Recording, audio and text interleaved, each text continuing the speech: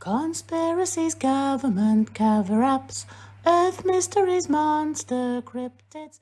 Hospital porters, pride and dignity, stop the New World Order. Welcome to HPANWO TV and welcome to this reply to comments 127, the 127th video in which I reply to your comments. That's right. Now, the reason I make these reply to comments videos, all 127 of them, is because I don't have time to reply to my comments by text. And I get a lot of comments, being a popular channel. I feel obliged to reply to them because the viewers, when you take the time to put a comment on, that means a lot to me, especially when they're long and thought out and they're appreciative and they ask me direct questions or have specific criticisms. I really do feel obliged to address your comments. This is why I make these videos and I don't have time to reply to them by text. You may think this is a bad way of doing it because you only want to reply to one comment. You know, a 9-hour video is a bad way of going about it. Well, you don't have to watch a 9-hour video for two reasons. Firstly, there'll be a timestamp under the video, under the comment I'm replying to you, telling you exactly where and when, which video and when within which video it is that I'm replying to which comment and where in the upcoming reply to comments video I'm going to address it. So an hour is the most you have to watch, which ain't too bad, is it? Second reason is these reply to comments videos are not actually 9 hours anymore. They're much shorter than that because I do them more often than I used to. Another reason for doing these videos is security and preservation, because as Stefan Molyneux said, you know, when he lost his channel, he said, oh, it wasn't just the videos, they're all backed up. You know, the problem is losing the comments because it's a precious philosophical dialogue. And I agree. All my videos have open comment sections. There's none in which there were no comments allowed. And I've never done that. And I hope I never will. And so that's another reason to preserve these, just in case, you know, for example, a video gets banned or even my channel gets deleted, which is not unlikely in this day and age of censorship, is it? So that's another reason to doing it. You can also, by the way, you can, along with the timestamp, if you're watching this on YouTube, there's the Control F function where you get the transcript, and you can use the search function to find your username or another word which links you to the subject matter. And you know, you people, I mean, even when they were 9 hours long, you people, you viewers, some of you watch them all the way through. I know, and you really enjoy them, and I enjoy doing these videos. They're some of the best that I do, definitely. So that's why I do them. And so, with no further ado, let's go to the first comment that came up after the last cycle. And it's David Splendid Isolation. And it's a timestamp on UFO Disclosure 2026, a May surprise. I just want to check. I've actually selected newest first on the. Sometimes you don't get to see them all, so I'm just going to scroll down and make sure I've selected newest first on the comments to make sure. That's it. I've got them all there. That's good. Sometimes you miss them when you select newest first rather than most relevant. And it's a timestamp, which is, what's this? I'll just let you see it, of course. But Chris Cuomo's just asked a really good question now. If there's nothing to it, why do they spend so much money investigating it? Why do they go to so much time and effort to tell us these things don't exist? Yeah, so that's David, that's the timestamp. And David says here, methinks the lady doth protest too much. Yes, exactly. That's a quote from Shakespeare. You know, yeah. They're so, in other words, they're so desperate to tell you these things aren't real because deep down they know they are real. And they're trying to persuade us of something when basically they know that we can't be persuaded of it. That's absolutely true. And here's another timestamp on the same video from David Splendid Isolation at 46 minutes. Freddie Snyder killed him, charged with murder. Yeah. Snyder lived a few miles from his residence and had a history of trespassing on Grillmeyer's. That's Bill Grillmeyer. Yeah, that's what's his name, Grillmeyer. One of them dead scientists. Now, I don't think there's anything particularly suspicious about this killing. But anyway, David says here, interesting difference betwixt the US and UK law when it comes to trespass on land. In the US, it becomes criminal when a person trespassing is ordered to leave and refuses to leave. In the UK, mere trespass onto land is only a civil matter, and the police can do nothing about it unless it becomes aggravated trespass, where the person is actively interfering with the owner's business. For mere trespass onto land in the UK, the landowner either has to put up with it or take them to court. In the US, the police have arrest powers. That's one way in which the UK is freer than the US when it comes to this matter. Yeah, although, David, it's it can actually cause more problems. It can actually be it can actually inhibit freedom in the sense that I think in the sense that, suppose, there's people I know who, like, they've gone away for a few months to work abroad, and they invite tenants in to live in the house and earn an income from them while they're away, and then they come back and the tenants are like, they just refuse to go. And as you said, you can't call the police and tell them to kick them out. They say, well, they're trespassing, you need to take them to court, things like that. Anyway, reply to comments 127 YouTube. Neil Peel says, first, well done, Neil. Gold tinfoil hat on its way to you. And Mountain Goat, ever magnanimous in defeat, says, well done, Neil. Yeah, he gets the silver because Mountain Goat normally gets the first all the time. Gary Robinson says, pride and dignity to the HPANWO and Paranormal Peep Show crew. Thanks, Gary. Mountain Goat says second. Yes, indeed. Silver tinfoil hat to Mountain Goat. Same video. ESP says wombiverse, as in womb, as in where a baby grows. I can remember looking out of my belly button window. It was a while ago. Good show, young man. Oh, thank you, ESP. I don't think you actually see out of a person's belly button. I know that babies inside their mother's stomachs, inside their mother's tummies, I don't think they actually get light. This is one of the reasons it's such a shock to be born. That's birth trauma, Mountain Goat says here, are you a Bigfoot hunter, Ben? Does it have to be on foot, or can you hunt in a cyber way? I'm not a Bigfoot hunter, no. I mean, I live in the wrong country to be a Bigfoot hunter, unfortunately. I think, of course, I had some thunder. All right.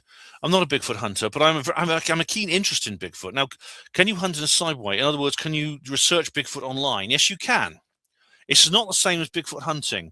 And when I say Bigfoot hunting, I don't mean no one who searches for Bigfoot does it means it in a literal way. That is, you're going out with a gun trying to kill someone. I mean, anyone who does something like that, I think, should be locked up. I mean, there are some idiots in, Americans being Americans, they stalk the woods, determined to, the first one to bag one for the shelf and stuff like that. Those people should be locked up, honestly, because we don't know how many there are, these Bigfoots. They could be critically endangered for all we know. We don't know their population. Indeed, some governments are now taking steps to protect them under law as a protected species, as one would a rare species of bird. Like one of several eagles are protected by law. So is Bigfoot in place. I think it's Idaho, Washington State. I can't remember where else. There's a few. The U.S. Some states of the U.S. are now protecting them by law. As they should be. Right, it's Steve Polish. Okay, Steve Polish, I've actually come to a decision with you, right? Because I think I've been very generous to you, as I was to Over the Moon before he abused my hospitality and I had to ban him. But I'm going to, as I said, you quote me, if you try to waste my time, I'll try to waste yours. And the thing about it is, Steve, I'm going to answer your comments if they are original, because you've been repeating yourself a lot, as many skeptics do. And the thing is, you know how accommodating I am on these reply to comments videos, and I try to be as accommodating as possible. The problem is that there's some of them which essentially turn into the Over the Moon and Steve Polish show, which I don't want these to be. So I don't have a problem with you making points. I will answer all your original questions and comments politely and comprehensively and respectfully. But if you just cut and paste and just keep repeating yourself, etc., or you just pile these long passages of rhetoric about your feelings and about how horrible you think we all are, okay, I'm going to skip that. As I said, I think skeptics, I don't know if you are doing this deliberately, but I know many skeptics do just try. They literally do just try to waste our time. They want to use up our time. I think on Alt Tech, and I've just finished filming the Alt Tech exclusive. There's this guy called I've forgotten his name now, but he's just doing this all over my BitChute channel. Not just with like loads and loads of cut and paste points, multiple links, swearing, shouting, calling us names, using the R word and the F word and the C word and things like that continuously. think it's called Ghost Shadow or something. I can't remember. Something Ghost. I've forgotten his name already. But anyway, Steve continues. You invite comments, say you appreciate them, and send out responses saying you'll answer them, Ben. If said comments then trigger you to get irritated or skip a response with blah-de-blah infills, then don't send out messages in the first place. Well, Steve, I've just explained. I should have read that, actually, what you just read before. I've just explained to you that's not what I'm going to do. That's not how I intend to deal with you. And you'll find out. And I know you and other skeptics are going to portray this as censorship and me just backing down from answering all your points and things like that. But, I'm this, you are over the moon before I blocked him, and I blocked him for his conduct because he was extremely insulting to me and many, many other people. The problem is, Steve, you're leaving like 1,000 words. Sometimes some of these comments you leave are 1,000 words long, and it's all stuff you said before. Am I supposed to just read through that and answer all your questions again? I'm not going to do that. Okay, he says here, there was no evidence of chemtrails, and if there were anything of note, you would probably surmise the best of it in a sentence or two, just to put out there something we can explore a little deeper. Well, no, there are no soundbite answers to this, Steve. There are no soundbite answers, and what's more, I have made videos about this. I even have a portal which you can visit. And a sentence or two, no, you see, a sentence or two is not enough. And you can see here, where is it? I've got an entire portal here you can just look at. Oh, sorry about that. I froze there, didn't I? Luckily I froze in quite a good pose. I was kind of like this. You know what I look like? I look quite cool there. Otherwise, I'd have probably reshot that whole segment. But I reminds me of Lola. Do you remember Lola? I look like this when I don't know. My camera just messed up and I froze. I'll just here we are. Lola, Scotland. It's this young girl from Scotland. Here we go. I look like her. You must know this. This is a very, very famous image. Where is it? Yeah, I look like her, don't I? I look a bit like her in the in my freeze frame.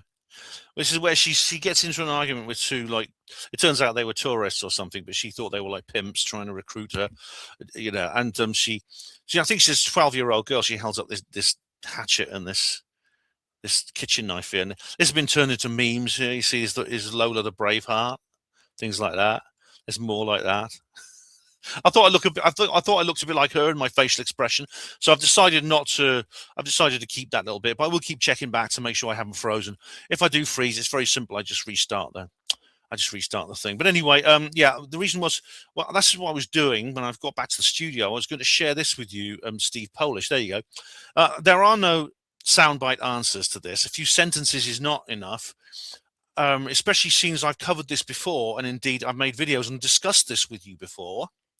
So if you want sentences that I've already made, well, there's two options. You can go back and I'll refer you back to conversations we had in the past, or you can check out the various videos I've made here. You see Storm Apocalypse live stream. This is a recent one here from 2024. The Heatwave live stream 2022, etc. So there you go. There you go.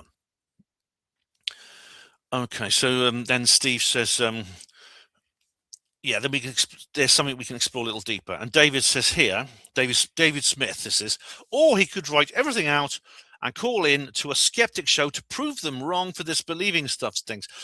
The Line has a lot of different shows and hosts that would give him an audience many times that which he's used to. Aha! Your obsession with Matt Dillahunty, man, is really something else. I don't get it. I mean, I have actually been on skeptic shows. I've even given you links to the skeptic shows. Now, unfortunately, my one with Marsh from Merseyside Skeptics that seems to have gone, but I've showed you the one I did with Tristan Swale. I've showed you all those ones, and then you raised the bar and said that they weren't good enough because it wasn't. Look, you've got to get to the point where this idea that I'm just avoiding confrontation and I'm avoiding debate it's just silly. It's silly. It doesn't make any sense. And I'm not going to call it a Matt Dillahunty because Matt Dillahunty, you see, Matt Dillahunty, he's the pigeon chess guy, as I've explained before. He doesn't try to debate. He's just rude to people. He's like Stefan Molyneux. And Steve Polish says to David Smith, it's his channel and he has the right to deal with these things as he sees fit. Well, thank you. I'm glad you think so. I just think we're occasionally touching nerves and finding stuff he'd rather not try and tackle. Oh, man. That's why I have spent hours in the last few months, hours and hours and hours answering your questions. I'd just rather not tackle these things. So I spent hours talking to you. Shut up, Steve. Stop talking crap. If these conspiracies have substance, I just wonder why we don't see him putting his position out as a video presentation. Oh, if they have substance, I would put them out as a video presentation. Have you seen my live talks? Where are you, Steve? Are you actually watching my videos? I wonder why we don't see him putting his positions out as a video presentation. What? Here we go. He does presentations for small gatherings in person, so why not here? Having just read his alien implant article on HPANWO Voice, I think I may already know the answer. I'm a bit lost, Steve. What exactly did you want from me here? I mean, you want me to put things out as a video presentation. So this will be similar to the ones I do for like the various meetings I go to. Well, what are my live streams are that, aren't they? In what way are my live streams not that? Sorry, I don't understand your point here. He continues. It's presented publicly as something sensational and related to ETs, but he now says calling it an alien implant was probably inaccurate. Did I say that? And he says, there's the derangement syndrome. The sensation takes prior over the rational. Did I say it was inaccurate to call it an alien implant? I think maybe it's a bad word. Simply that even using the word implant, because, I mean, we don't actually know where these things come from. We don't know what they are. We know they are not made in any... They're not made of any no publicly available technology on Earth produces these things. Also, we know from their isotopic ratio, when you analyze the elements inside them, that they don't actually, the material they're made of does not originate on planet Earth. This is why the skeptics get desperate sometimes. The guy on the bike, do you remember, if you watch Patient 17, the guy on the bike who apparently got an implant in his knee, they said, oh, you fell off your bike and you landed on something and it went into your knee, but it's a piece of meteorite. That's almost as bad as the moon landing thing where Jarrah White was talking about. The astronauts went all the way to the moon. They picked up a moon rock and they happened to bring it back and they discovered it's a rock that came from the Earth and was blasted into space by an impact millions of years ago and landed on the moon. I mean, on the moon, because the Earth has much stronger gravity, those things on the moon are rarer than diamonds. Yet, by incredible bad luck, the Apollo astronauts happened to pick that up. Talk about bloody the clown's day off fallacy, honestly. All right, here we go. Here we go. Now we have here Steve Polish again, who says here, this is quoting me, if you kick the can of paint around every day for the 10 to the power of 45 years, you will get scenes from Genesis. It's the exact same thing as the Sistine Chapel. So, meticulously planned human intelligence, skill, and one man's ability with brushes can be replicated with rapid kicking force applied to open paint tins in one room, resulting in over 300 figures depicting specific biblical storylines in separate frescoes. Can it? Well, Steve, yes. Quantum uncertainty will actually... The quantum uncertainty principle, what's it called? If you watch that Netflix thing about chance and about infinity, the Netflix documentary on infinity, you will find that yes, that will happen. Maybe not, but it's likely to happen within 10 to the power of 45 years if you do that. And that's simply the result of when you think if someone does every day for that amount of time. Now, 10 to the power of 45 years is it's such an incredibly long time that you can't possibly imagine how long it is. It's probably a trillion times the amount of years the universe is likely to exist. Yet, if you do that every day for all that time, you will get the Sistine Chapel mural as Michelangelo created it. The apple-in-a-box theory is not a practical application of principles which are known to be predictable, but rather a recurrence theory based on very specific atoms in a controlled state over an infinite period of time. Well, not infinite, Steve, just very, very long. Just very, very long. As I said, I think they said it was 10 to the power of 45 to 10 to the power of 57 years. An extremely long time, but not infinite, no. The experiment also made clear that science is littered with theorems which are imaginably possible, but empirically as close to impossible as makes no odds. Yes, well, that's obvious, isn't it? That is obvious because the Sistine Chapel example, of course, is even though it is theoretically correct, it's on a practical level, it's impossible. It could never happen simply because the universe will not last that long. In fact, the universe will not last a tiny fraction of that length of time. So yeah, it's a point. It's a thought experiment. It describes quantum mechanics. It's used by quantum physicists. Don't do it to say this would happen. They say, well, this is what can happen according to quantum physics. You casually leave out the fact that the proposal begins with an apple, which decays and breaks down to its molecular components, then reforms over time into something similar, not identical. That's nothing to do with random happenstance resulting in a replication of complex, intelligent human design ability and application. If I'm correct, I think the same principle applies, Steve, because it's the Sistine Chapel thing is an example of the infinite monkeys and Shakespeare thing.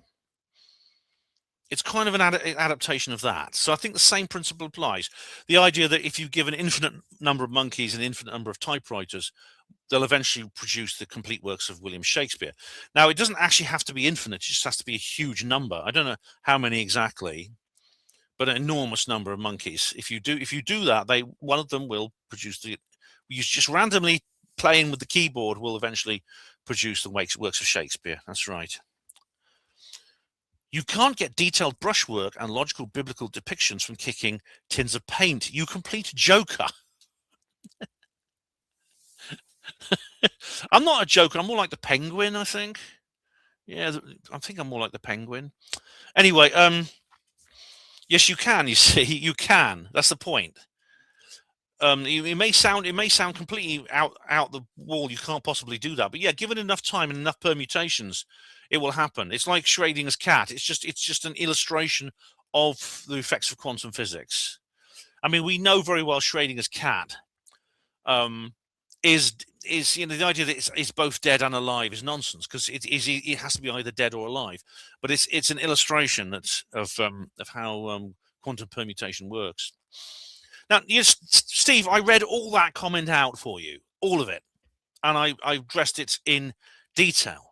And this is what I promise I will do for you. If you keep it original, I will do that. I promise. Okay. So don't give me any crap about me censoring you or anything like that. I've just proved to you with this one of the first comments you put in this cycle that I'm not doing that to you. That's actually a really good comment. Thank you very much.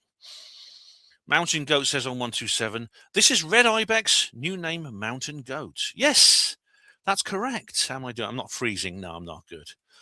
Yes, that's absolutely right, Mountain Goat. Yeah, I know you explained I think you explained this on BitChute, but yeah. Well, welcome back under your new name.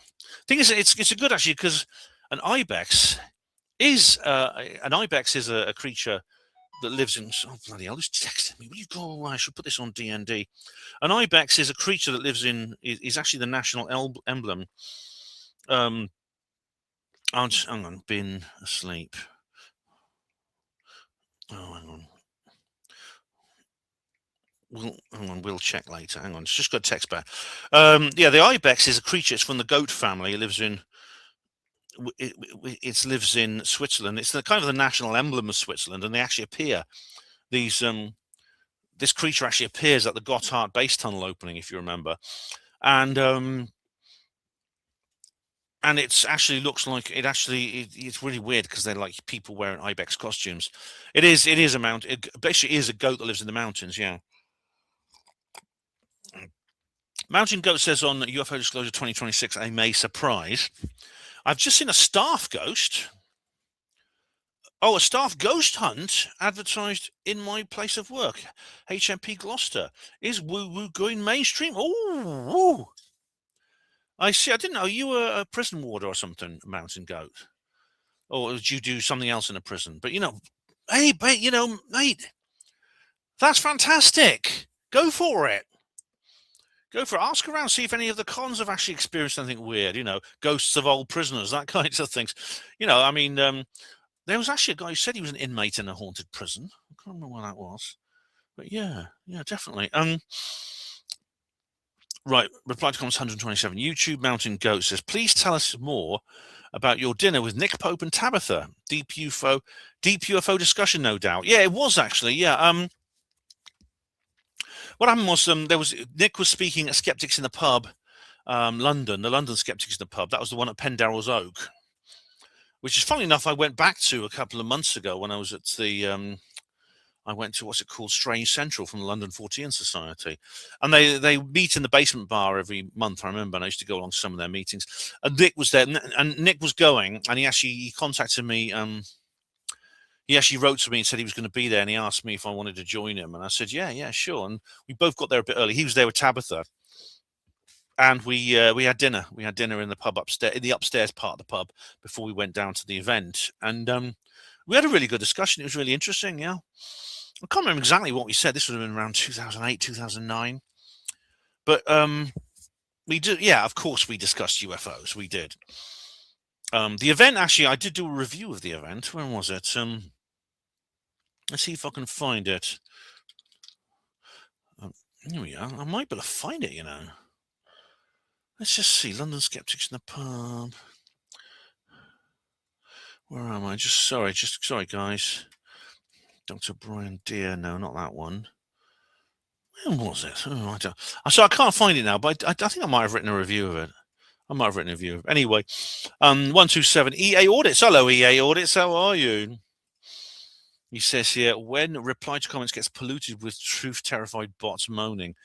Do you reckon? I think looking at Steve Polish's channel, I don't think that's what he is. I think if that's who you're talking about,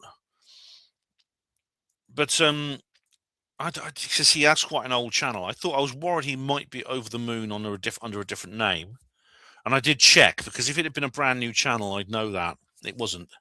It's a channel from 2019. But I think there are bots on here. There are a few. I got a feeling like there's some on BitChute. I think one of the ones on BitChute is a right bot. Check out the Alt Tech exclusive. And now we have here Steve Polish, who says here, this is on watch video 127, quotes me, if they have anti-gravity ability, they can solve radiation. How does that one work? Is this another example of something being hoax evidence just because it can be imagined? Okay.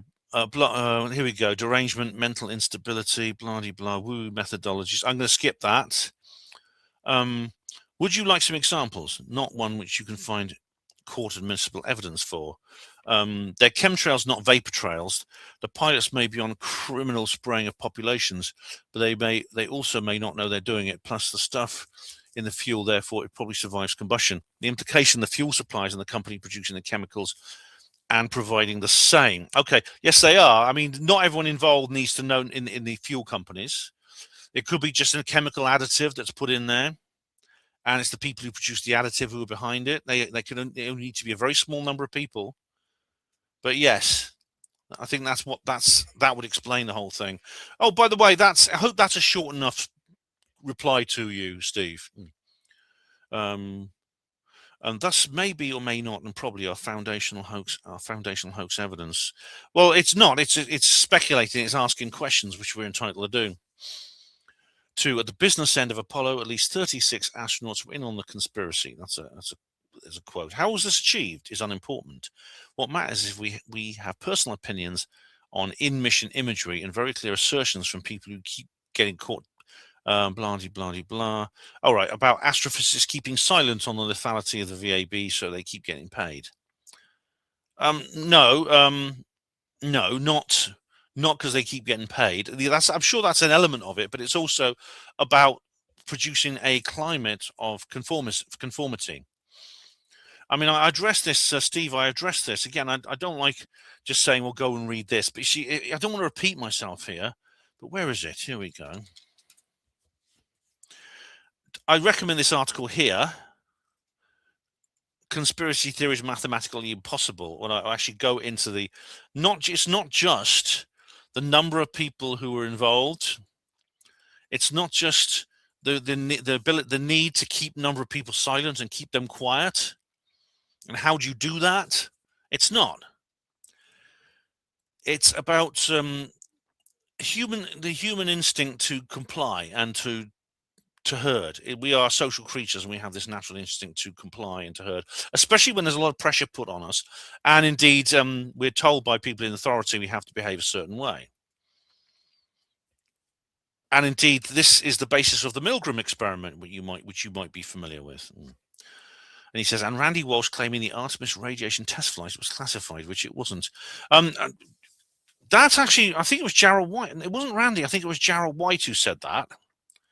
And he's written. I haven't finished reading his articles yet, but he says something about that. Yeah, I can't remember it all right now. The kicker question about how key astronauts were held to eternal secrecy, the very reason any hoax would be contemplated, is way less important than personal opinions, lies, and more theories about PhDs just going along with it. I don't get what you're saying there. Sorry, I don't get what you mean there. Astronauts can be held to eternal secrecy. There were only 12 guys who actually allegedly went to the moon, or there was there was lunar pilots, the lunar module pilots, or the command module pilot as well, who stayed on board the spaceship in orbit. Of course, there were people say, well, what about all the engineers? What about the people in mission control? What about all the people who are monitoring it through telescopes and stuff like that? There are answers to all of these, and it comes from basically, it's got a lot to do with David Grimes and what he said, and about where he gets wrong. And in fact, I spoke to him, and I actually emailed him, and he actually eventually conceded that I had a point. That's how it happens. It's psychology. It's not, you can't, obviously. This was that bloody tosser. What's his name? Professor Dave. He was on that show with Danny Jones the other day, saying, "Oh, you'd have to pay off all the climate scientists. You'd have to pay off every single one." And no, you don't have to pay off every single one. And all you have to do is you make it socially beneficial and indeed financially beneficial through tacit creation of culture and mass psychology for people to go along with a certain thing, and they will go along with it. Very few people will stand up to it, and when those people do, you knock them down hard, like they did David Bellamy and Johnny Ball, and others will see that and they'll think, nah. Even if the words don't go through their head, they'll just go, I don't want to be like him. I don't want to end up like him. That's how it happens. That's how it's done. Professor Dave actually is a right tosser. He's so horrible. He really is. All right, 3. Paul McCartney was replaced in the 1960s. Ignore the identity theft, contract fraud, false death certification. How you find someone who can sustain the talent and performance abilities? Well, his name was William Shepard, and he had those abilities. Forget family compliance. Oh, not family compliance. What, like, what's his name? Again, I don't want to do this to you again, mate, but I have a Paul McCartney portal. I'm only going there. I'm only showing this because I'm actually going for the right show. Here we go. The Paul McCartney portal. Where is it? Steve Dickinson. This is Paul's son. At least he's actually got his DNA, and he's actually got his DNA records and everything. Okay, that's not family. When his son is speaking out, that's not family compliance. Okay. The rafts of documents, fraud, counterfeit signatures, decades of lies. Well, who's going to take? What are you going to do? Call the police? This went up to the highest level. The government knew about this. They've kept bigger secrets than this. We have one photo that's different from another one, and some claims about Billy Shears. No, we have multiple photographs. They're all in Nick Collisham's book. Yeah, the important stuff: identity fraud, family. Okay, you just the latter easily displaces the former. I don't know what you mean by that. We work with reality, Ben, and the same evidentiary standards used in courts and universities. Any perception of unreasonable thought process is arguably defensive projection on your part. I don't understand what you mean. Defensive projection. I don't get you. But anyway, I've answered that as best as I can. And we've got another one now. Samantha Cristoforetti, this is on 127. Oh my God, oh my God, oh my God. I already knew this context, Ben. I just wanted to see if you went to the sensational explanation or the genuine one. What a cope that is, Steve. No, I caught you off guard. Come on. Stop coping. You hadn't heard about it. I know. Oh, yeah, I always knew all along. I just wanted to know if you knew. Oh, yeah, I get that all the time. It occurred during docking with the ISS. Cristoforetti, as I slowly turned around when I realized what I was seeing, I was overwhelmed with pure amazement and joy. The space station was there, but it wasn't just any sight. The enormous solar panels were bathed in blazing orange light, vivid, warm, almost alien, unquote. And then Steve says, you really need to fight these biases. Oh, I'm the one being biased, am I? Look, what Samantha said, I mean, I think you should also take into account the second video I showed you with Samantha, where she's in the cupola and you see what's behind her. And I wrote that article called Look Behind You, Samantha. The thing about this, Cristoforetti was not briefed into this situation when she went out. This is why her Russian colleague told her to be quiet. Because he was. And this little this little thing, what she says here, so I presume she said this afterwards. As I turned around, I was overwhelmed. Orange, vivid, warm light. That's exactly what I would tell her to say. I would tell her to say that because there were people watching this live. There's people who record the feed from the ISS live. And they knew that they couldn't just go back and delete it. So they said, Samantha, just tell them this. Just tell them you saw this, right? Besides, you can just hear it in her tone, Steve. You can just hear it in her tone. I mean, to be overwhelmed by a vision, something incredible and beautiful, is go, oh my God, wow. That's what people say. But that wasn't the tone in her voice. She went, oh my God, oh my God, oh my God. It was more fear. It was more shock. So you need to fight your biases, old son. 127, David Smith. Ghost hunters and paranormal believers don't present evidence, Ben. They make claims. They are not the same thing. Well, they make claims and present evidence. Skeptics do the same, and they are the same thing. Quote, more mainstream scientists disagree with the scientific community, unquote. A good scientist will have good evidence as to why they disagree. Disagreeing alone does not afford them any credibility, and to simply say that means that they have any truth to their beliefs would be an appeal to authority fallacy. Scientists have disagreements all the time. What ends up winning the day is good evidence. Well, I sort of agree with the first bit because, of course, yeah, it is.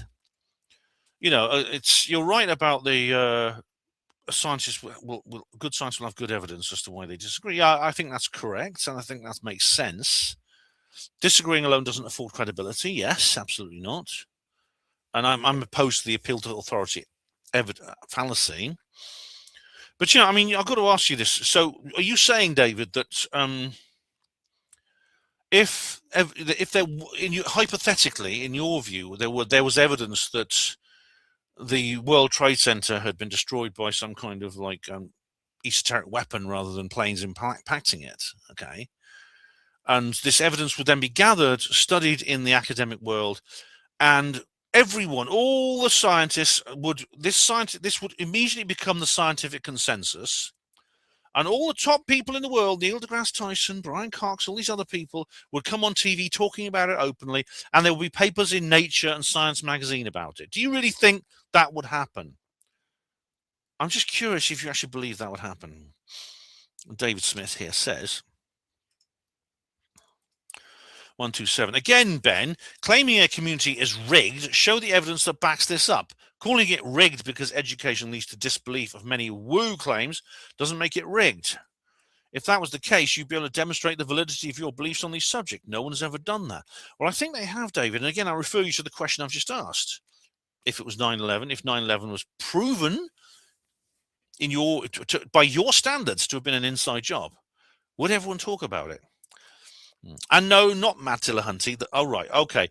The Line has around 10 regular hosts. Oh, so it's not just his show, is it, David? It's not. All right, and fair enough. But even Matt, so long as the callers are honest and don't talk over him, he remains calm and addresses their claims and arguments. Again, I challenge you to find an example of where that hasn't happened.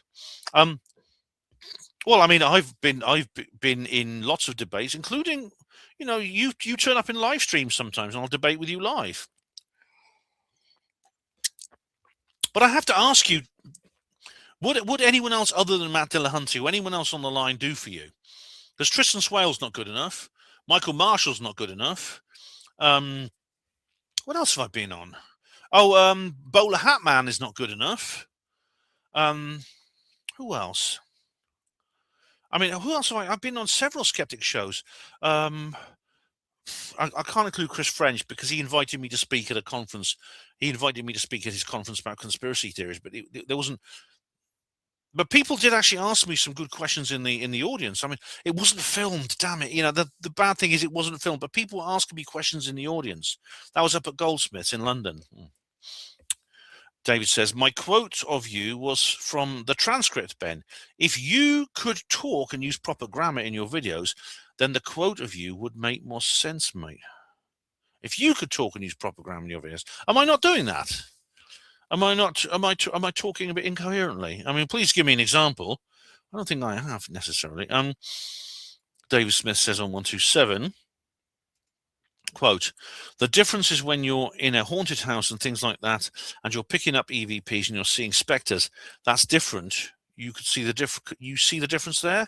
Unquote. Context is the issue here. These are quotes. Okay. This is how you dismiss the problem. Picking up EVPs is not an explanation. Seeing specters has zero explanatory power. What did you see exactly? How did you rule out the million other things that could have been impacting your devices and senses? Where were the controls? Okay. Again, I'll try to be as brief as I can. There's been a lot of studies on things such as EVP.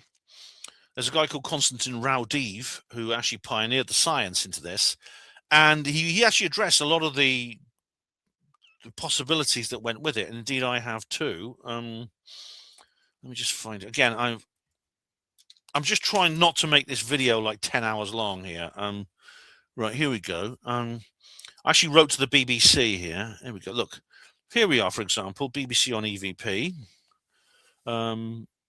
And I say, dear BBC, I must say I was rather dismayed by your radio program, Out of the Ordinary. The 28-minute documentary was advertised as a report on the world of electronic voice phenomena. It failed to give the listener a complete and honest profile of the subject and focused exclusively on the weakest cases and most notorious fakes. And again, I've written all this here, and it actually addresses a lot of the things that Raudiv did when he did his study into this. So there's that. I think addresses the idea that other things that could impact the device and senses. The controls. Well, Don Phillips has actually done an EVP experiment. 150 feet underwater scuba diving. There's no radio interference there, is there? And he says it's actually the same as a magic trick. You're just claiming you know how the illusionist did it without actually being able to explain it. Well, no, I'm trying to explain it, David. I'm trying to explain it now. That's the thing. 127 and DJB2 said, "Hi Ben, did you hear about the 17 earthquakes in the area of Area 51 recently?" Yes, I did. And indeed, I have covered it. I mean, I don't have time to go into details. I think I did mention this on the live stream. But where is it? Here we go. Area 51. I've got a portal for Area 51 as well. Here we go. Area 51 earthquakes. Yeah, very odd. Avi Loeb actually, as I said, these tremors measures from 2.5 to 4.4 on the Richter scale. Not powerful enough to cause damage, but enough to be physically felt by sensitive people in some places close by. Avi Loeb calculated that an average tactical device has a big enough yield to create these shock waves. And this, funnily enough, is the same time that this part of Area 51 was sequestered. And I saw how they do this because I went to the Atomic Museum, and it talked about the test ban and things like the test ban, which means that the US did sign on to this, which means that they cannot legally carry out nuclear tests in that area or anywhere else. However, the question is, are they doing them illegally? Are they doing them behind everyone's back? So yeah, definitely. Mountain Goat says, is Steve Polish? And he says, "No, I'm English. My Polish is simply an anagram of my middle initial and surname." Okay. It's, all right. Okay. No, that explains it. Yeah. Mountain Goat 127. Have the missing scientists been murdered because of their discoveries? Did they find out something that could help our human plight? I don't know.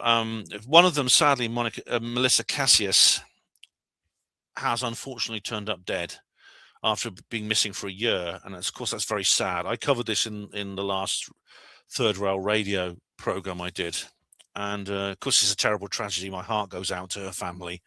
I hoped it wouldn't end this way. The reasons they're disappearing, I just don't know.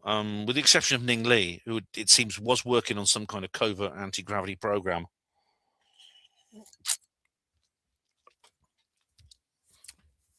But the others, the others were somehow involved. They were all involved in some way with some kind of strange, the cutting edge science that we're talking about here.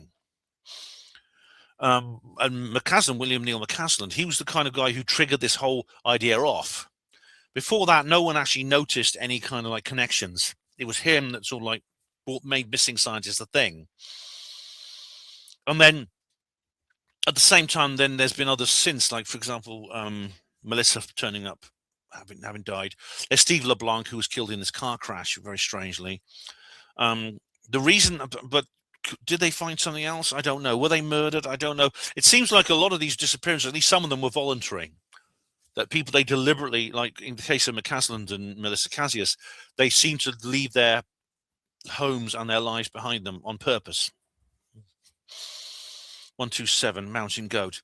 Is Indiana Jones and the Crystal Skull film the most underrated of all times? I think it's one of those. I think it's... this is Mountain Goat there on 127. I think it is one of the most underrated films. I know it's not popular with indie fans. I loved it though. I'm not like a big Indiana Jones fan, but I do enjoy the franchise. I like the character. I've watched them all. Well, I haven't watched the last one because I saw some clips of it. They look really depressing. They were, and I didn't want to see that.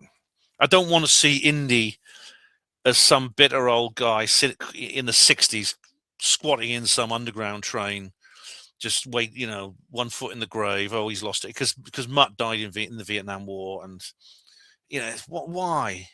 And then apparently it's very sort of on message, this new film, and I didn't want to see that, so I didn't actually watch that one. But yeah, the Crystal Skull is really good, actually. It really is. 127, Mountain Goat. Are Apollo believers like Over the Moon and Only Amiga the new Antifa? I actually think they're probably they are similar in some ways. Yeah. Those two I've unfortunately had to block because, funny enough, it's really weird. I had to block them both within the space of about a week. This is after Artemis 2. And they both really lost their shit. And it's really strange that happened, isn't it? Okay, so now we have Mountain Goat. There's a timestamp here on 127. Here we go.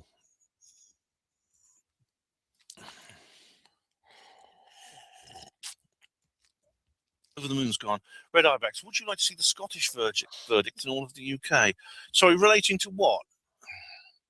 And then Red Ibex said, actually, the Scots removed it in 2025. I don't know what you mean. Sorry, there's no reference here.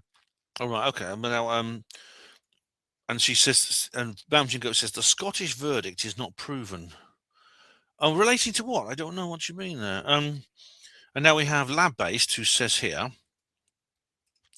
you should change the name of this series of videos to reply to some comments, or perhaps blah-de-blah with Ben, if you won't actually read out what the comments are. The pattern seems to be a bit of, again. Now, I've already answered that, Lab Based, earlier on in this video when I was addressing Steve Polish, so I'm not reading this out. I'm not reading any of this out again because it's unoriginal and rude. But I actually address that. This is a necessity because you are the thing is, you skeptics are so verbose and so rambling and so repetitive and so over the top with your rhetoric that I need to like cut these things down a bit. And David Smith says here, oh, it's a list of things. This is a list of things that I've done here. Okay. This is a list of my favorite. I think this is a list of my greatest hits. 1, I've done a video on that. 2, I'm not reading that. 3, rhetoric. 4, clown's day or fallacy. 5, I'll have to think about it. 6, I don't understand what you mean. 7, I've forgotten. 8, no, you're wrong. 9, disclosure's coming. All right. Well, I've done a video thing on that. I think is a fair thing. I'm not reading that. I think because I say if I have done a video on it, I'll just refer you to that.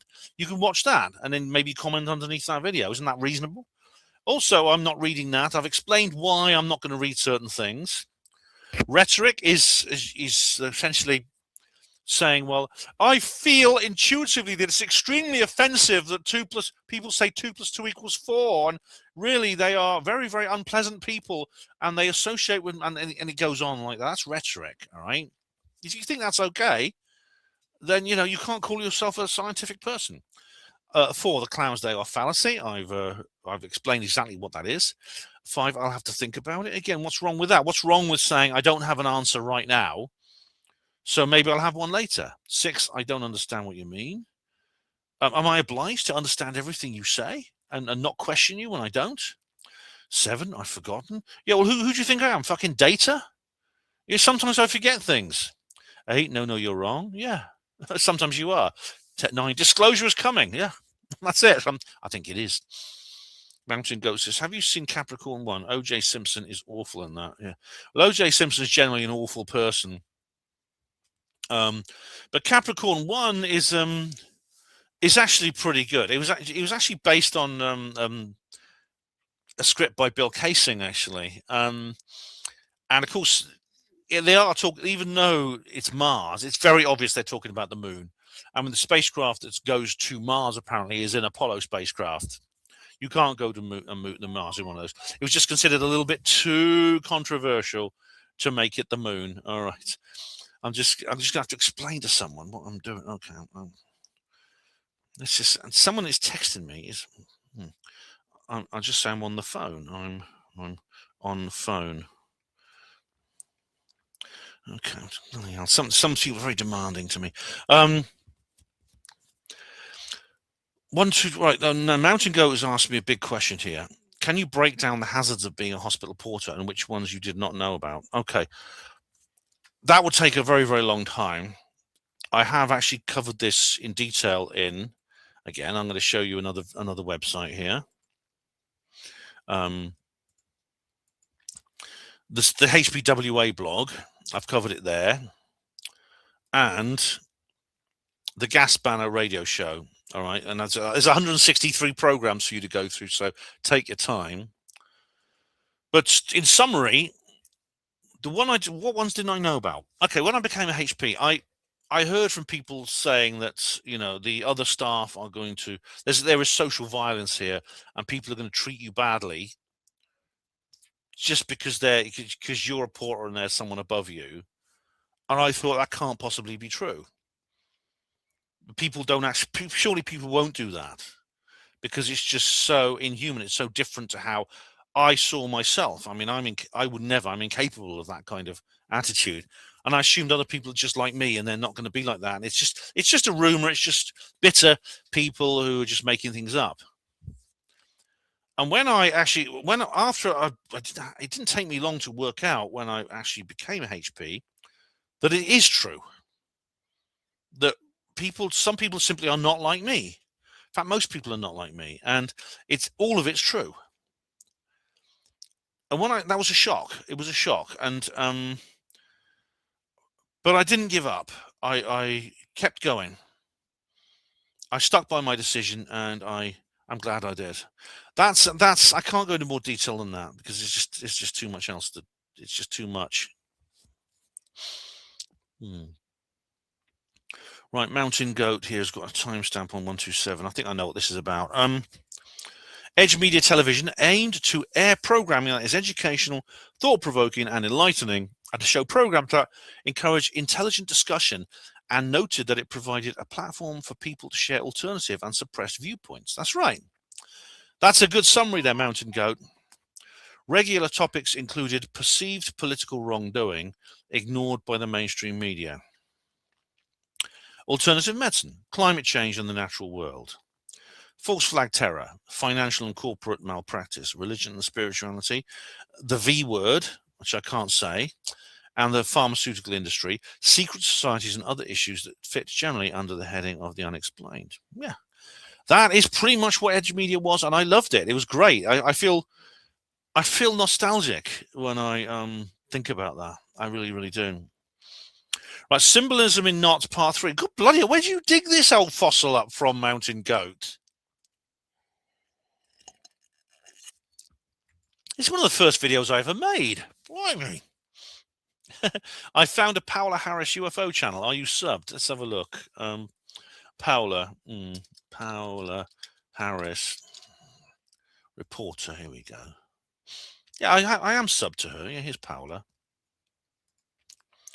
Yeah, I've known Paola for years. This is, she did something a month ago. Does she do live? She does live shows. 5 years ago was a live. Oh, she had his royal muscliness on there. That's an interesting combination of people there. You know, two opposites in some ways. And this Paola did something. Oh, she did something 7 days ago. Yeah. So yes, I am subbed to Paola Harris. Interesting. My history, Paola. I first met her in 2007. I must admit, I didn't know her well. I found her very attractive, I must say. I did, extremely. She then started making some comments about feminism, and I ended up getting into a debate with her on Planet X Radio. And the funny thing is, this is, I think, it's just credit to Paola, actually. She kind of put me off her a bit because she was going on about this women in ufology thing, and I explained to her why I thought that was wrong, using a lot of the arguments I did in my women in ufology video. And somehow she managed to disagree with them. She disagreed with me without falling out with me. Which is really how often do you get that?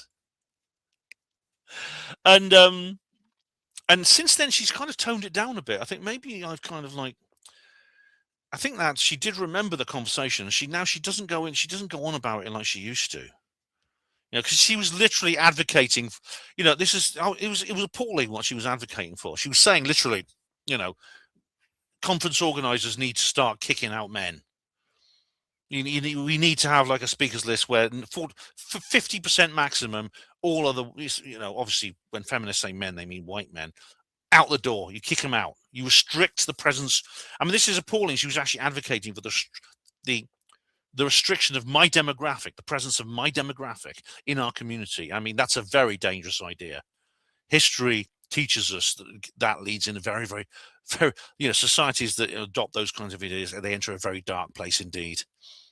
And I think she understands that. She does. And it's a credit to her. I think she's, you know, I think she is an honest lady, and I think even if she only did it subconsciously, she's stepped back from that abyss, and I admire her for that. I really do. Doesn't mean I fancy her like I used to, but I do a bit. I still fancy her a bit, I must admit. All right, 127, and here we have what's this here? On the Village Film Review, would you? I mean, you just say your comments are appearing on the wrong videos. All right. Oh, so okay. No, the comments. This is Mountain Goat again. No, the comments on old videos. The comments on old videos is tactical. I sometimes post questions on older videos because if I do too many questions on one video, it can be blocked for spamming. Oh, I see. Yeah. Well, that's a good idea, Mountain Goat. Perhaps more of you viewers should try that. Yeah. And here we have Mountain Goat on 127, who says, well, how am I doing for time? I'm going to stop in a minute, and I'm nearly through an hour. Mountain Goat says here, the Clydesdale fallacy is an informal, skeptical, or debunking tactic primarily discussed in paranormal, cryptozoology, and conspiracy research circles. e.g. by the blogger HPANWO. It refers to proposing an extremely unlikely, evidence-free or absurd alternative explanation for a strange phenomenon simply because it avoids the extraordinary claim, like a cryptid UFO or paranormal event. The skeptic treats their mundane but implausible alternative as automatically superior by default without needing supporting evidence. Correct. Is that from AI? Because that's Mountain Goat. That's a very good summary, actually, and I'm glad that they actually are addressing me. I'm very glad they are addressing me honestly. But David Smith is not to be defeated easily. He says underneath, extremely unlikely, followed by mundane. Well done for showing how you have to twist yourself in knots, though. What? No. Because some David, some mundane explanations are extremely unlikely. The idea that a clown with a day off from the circus is behind the entire Loch Ness Monster phenomenon is extremely unlikely. It is physically impossible, but is extremely unlikely. Yet the skeptics who commit the clown's day off fallacy will just say, I don't care, it's mundane, so it wins by default, even if there's no evidence for it. This debunking becomes an exercise of the imagination in that situation, and therefore it's almost anything can be explained away just in that way. And Mountain Goat says, you can't argue with Grok. Well, I do sometimes, Mountain Goat, but I'm not going to in this situation. Thank you very much. Okay, we have a Mark Devlin tour. Oh, actually, I'll end now and we'll come back for hour number 2 because Mountain Goat's got another comment. Okay, guys, on to hour number 2. And Mountain Goat says here about Mark Devlin Tour 3. This is, what's this, 2011. This is a timestamp here. Okay.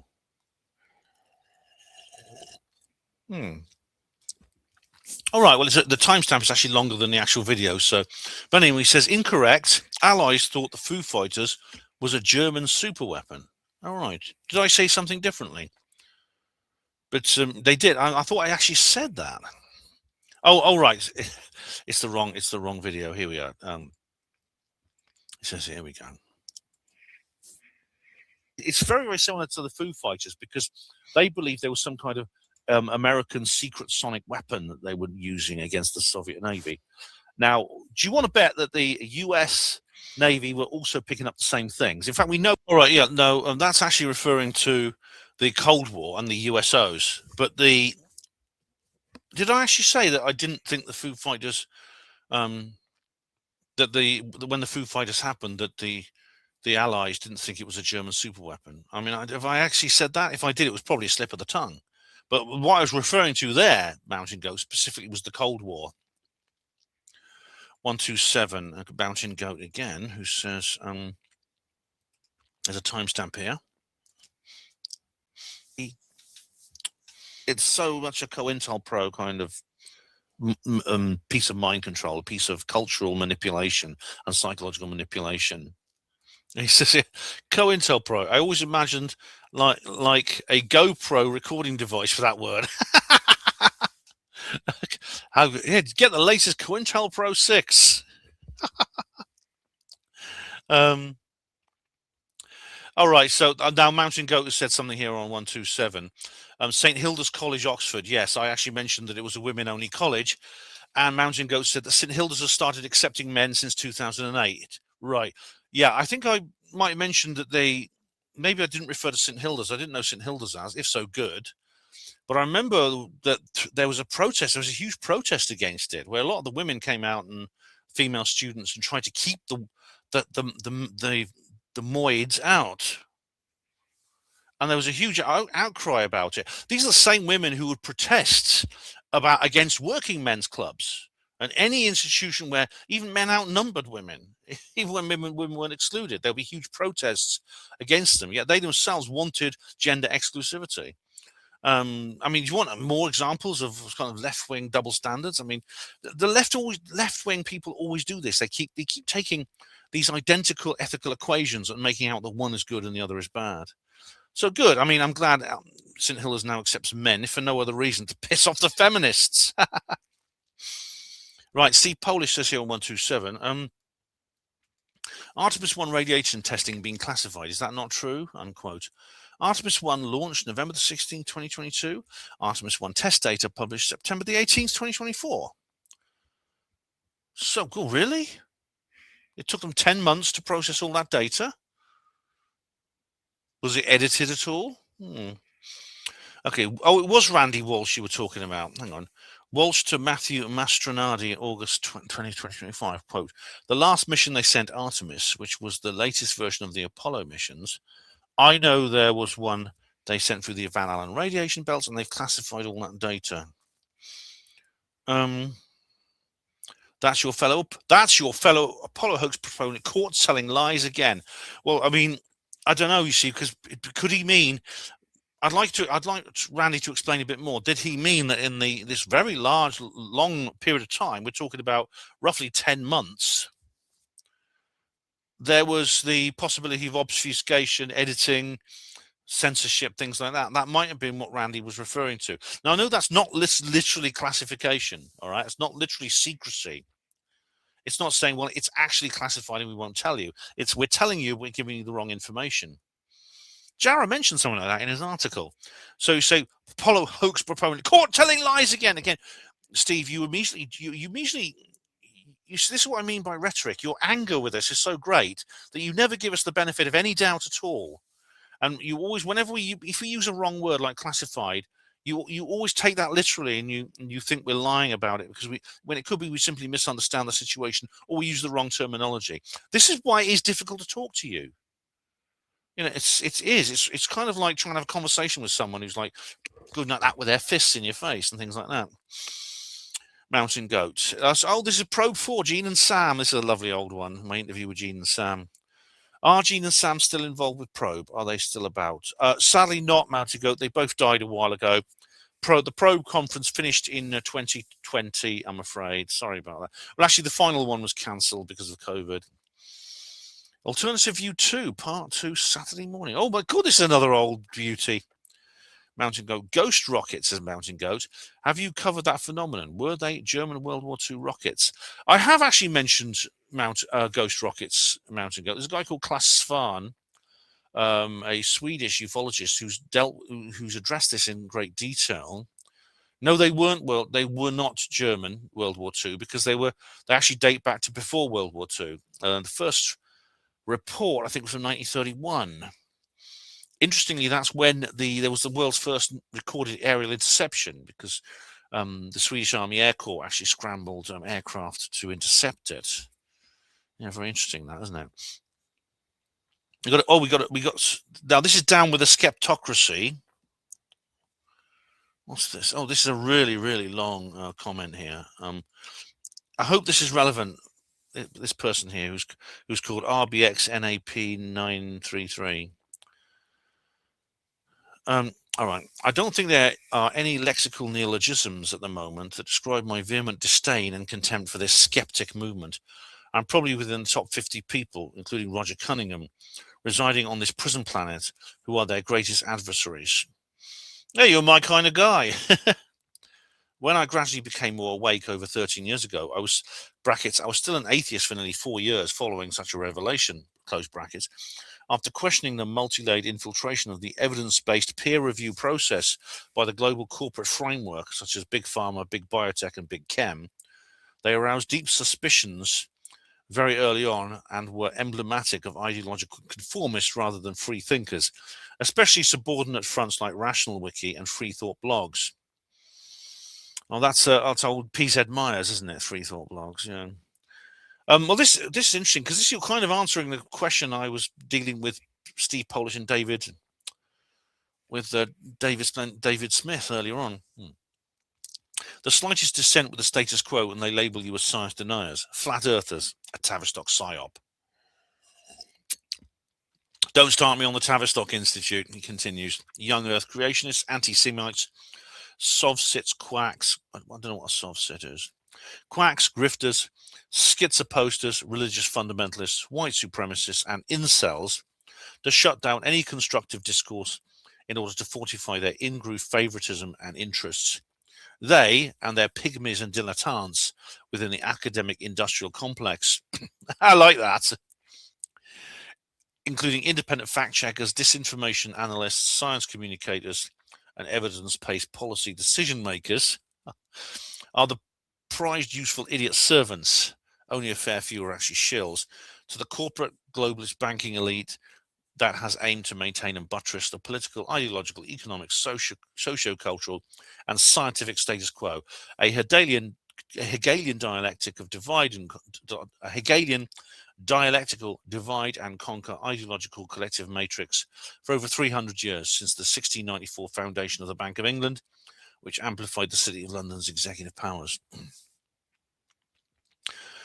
I agree with that's really interesting, because you kind of are, you put into the word, you kind of put the words together probably better than I could, of how I wanted to explain things to David Smith and Steve Polish. The elite's debt-based monetary system and banking system, whereby over 95% of the world's money supply is created by signing a pledge of indebtedness to a private commercial bank or building society, which is conjured out of nothing by lending institutions into the borrower's account by unbacked by assets, equity, borrowing, savings, deposits, nor labor, is the overriding forefront of virtually all the nation's social and economic problems: poverty, involuntary unemployment, homelessness, inflation, boom and bust cycles, austerity, excessive taxation, wage stagnation, consolidated consumer debt, asset stripping, job outsourcing, systemic underinvestment, debt collection and enforcements, etc. I would add to that list, by the way, I would add other things such as free energy cover-ups and things like that. But in terms of finance, yeah, you've hit the nail on the head. I'd include again, the opposite of the gold standard. That keeps humanity strangling in the muck and mire. It is the dynamical bedrock lifeblood of the global public-private partnership, GPPPP, an intricate and compartmentalized framework, a multi-layered facet of the NWO panopticon, of a closely knit myriad of unelected and unaccountable think tanks and conferences, venture capital firms and their partners, stakeholder capitalists, philanthropic foundations, NGOs, public relations agencies, policy decision makers, opinion formers like G7 and G30, and selected academic and scientific institutions like the Rhodes Scholarships, based here in Oxford, and the Rockefeller Foundation, which they utilize to orchestrate meticulously preordained and comprehensive instructions to these subservient, compartmentalized, subordinate networks in order to infiltrate the very policy decision-making process, including evidence-based peer review research that is deployed by corporate industrialists that represent the international banking cartel, like the Bank of International Settlements, the City of London, the highest echelons of private, commercial and investment banking sector. At the national international level, it is through this methodological framework intertwined with corporate globalist banking elites' inordinate ability to govern the world's monetary supply that obligates them to uphold a very large proportion of the rigorous funding and control mechanism over what university and academic campuses and institutions publicize, research and lecture within their faculties worldwide, especially in the subfield domains over disciplines and branches of science, including multidisciplinary approaches, empirical, applied, political, social sciences, biotechnological and medical schools, schools of business and economics, law school, education and history, all under the diligent guise of the so-called peer-reviewed and evidence-based research, corporate scientism. Through these mechanisms, they can operate without FUD, fear, uncertainty and doubt, in the dark, to engineer gradual and steady shift towards imposition, alacrity and acceptance of their planned neo-feudalist corporate global governments and Orwellian technocratic corporatocracy, and eliminate all sovereign nations, abetted by the consortium of transnational corporations, media moguls, venture capitalists, quote-unquote philanthropists, chosen thought leaders, career-driven politicians and professional corporate and financial lawyers. I am despondent to this day that over 99% within the realm fronts of the alternative media and truther movement, not just the mainstream media, do not take these skeptics into serious consideration as a pervasive obstructive force into getting the few independent truth seeker voices heard, and thus constrains our life energizing efforts to get us vindicated into mainstream society. This is why pivotal solutions like debt-free and interest-free national credit, the solution to the debt-based and interest-based bearing mechanisms of the Babylon money magic, issued by a public treasury that is backed by the Commonwealth, labour productivity, industrial capacity of the people, and suppressed energy and medical technologies. I knew you'd come on to this, yeah, and I agree with you.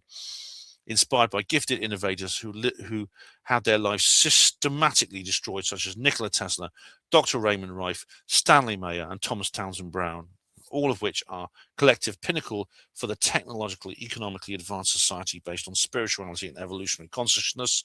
Consciousness will never see the limelight, as many people are simply not morally, spiritually, and consciously ready to acknowledge them.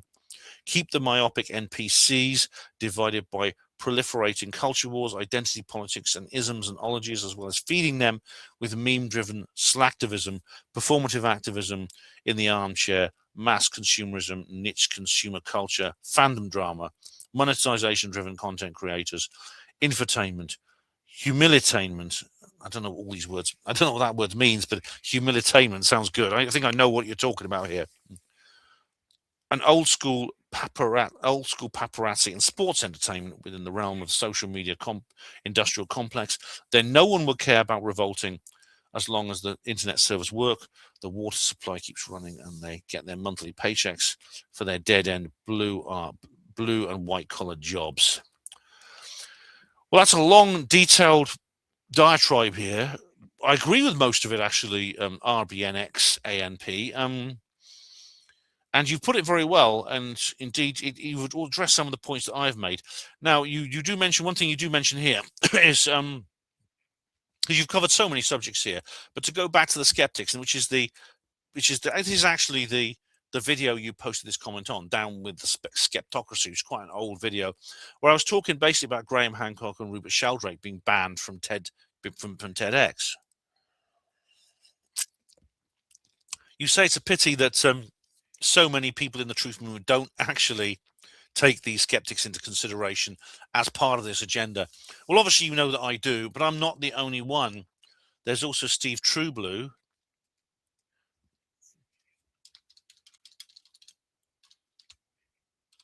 Steve Trueblue, skeptics.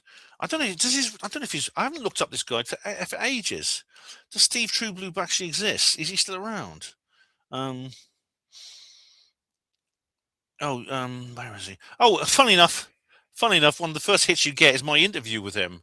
HPANWO for 577 Steve Trueblue. There you go. Part 2 of 2. Oh, blimey. There you go. This is him, Steve Trueblue. Yeah. Is his website still up? Let's have a look. Where's his bloody website? Here we are, Trueblue Healer. Is this an example of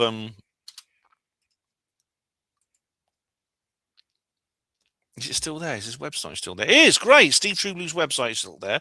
He's one. There's another guy called Winston Wu. Is he still around? That's a good name. Winston Wu. They often joke skeptics. He's got one called Skepcop. He's got a website called Skepcop. Here we go. Winston Wu profiles. He's got something called Skepcop. Obviously, it's like a psychop thing. It's obviously a joke about psychop. Let me just see. Maybe it's not there anymore. There's also The Fall of the House of Skeptic. It's a book by somebody. I think it's by Chris Carter, isn't it? The guy who made Chris Carter, the guy who created it's the guy who created the X-Files. He's written a book called The Fall of the House of Skeptics. So this is another one, forward by Rupert Sheldrake. I recommend this book. And there's also Randy's Prize. Where is it? Here we go. Randy's Prize.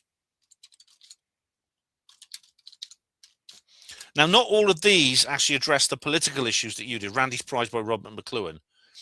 Not all of these address what you could describe here as an appreciation of the political threat that they pose and the political reasons the skeptic movement exists. But they are very critical. And they address the skeptics, and they address the skeptic worldview in a critical way, which is analytical. Definitely. Steve Trueblue does understand the points you're making. That's a long comment. I appreciate, though. I really do appreciate your long comment here. It was worth reading all that out. Yeah. 127, Steve Polish. Moon bases, they already exist. The secret space program put them there, says, that's a quote from me. That's either a flat out lie because there's no evidence, or you've seen something that's pretty convincing. Which is it? Oh, right. So it's either one or the other, is it? Either it's a complete lie and I'm making it up deliberately, right, to fool you and to deceive you, or I have absolute proof that this exists. This is an interesting bifurcation here. It really, really is. This is an interesting dichotomy. Is there no other possibility, Steve? Please think about that. This then triggers the question, why are you entertaining thoughts of Artemis 2 fakery if you believe some pretty hefty manned payloads? All right, I've addressed this. We've talked about this. I've told you why I've told you about this, why I believe that it's possible these two things are not mutually exclusive. Again, this is an example of something where you're repeating yourself, Steve. Okay, UAP files release live stream. Steve Mumbling says here, Steve Mumbling, you'll be losing weight with all those nothing burgers, Ben. Oops, I've got to get the tag back. You'll be losing weight with all those nothing burgers. My goodness me. My goodness me, how witty you are, Steve. Honestly, you're funnier than Jonathan Ross, and he's not funny. All right. That's on the UAP files release live stream. I actually pinned this comment because this is someone called the Mossy Excavation. The Mossy Excavation with rather random and abnormal capitalization. But this person has put together like timestamps here for all the things. So I pinned it and I said, thank you very much. All right, UAP live stream. Chris Interests as a biohazard and an alien avatar. Looks really cool. I see Larry Warren wants to pull all involvement with the Capel Green film, so now the rest that didn't see the premiere will never see this 8 to 9 year production. Okay, it's not Larry's fault. This wasn't an easy decision for Larry to make. I'd like to just refer you to Soil Green.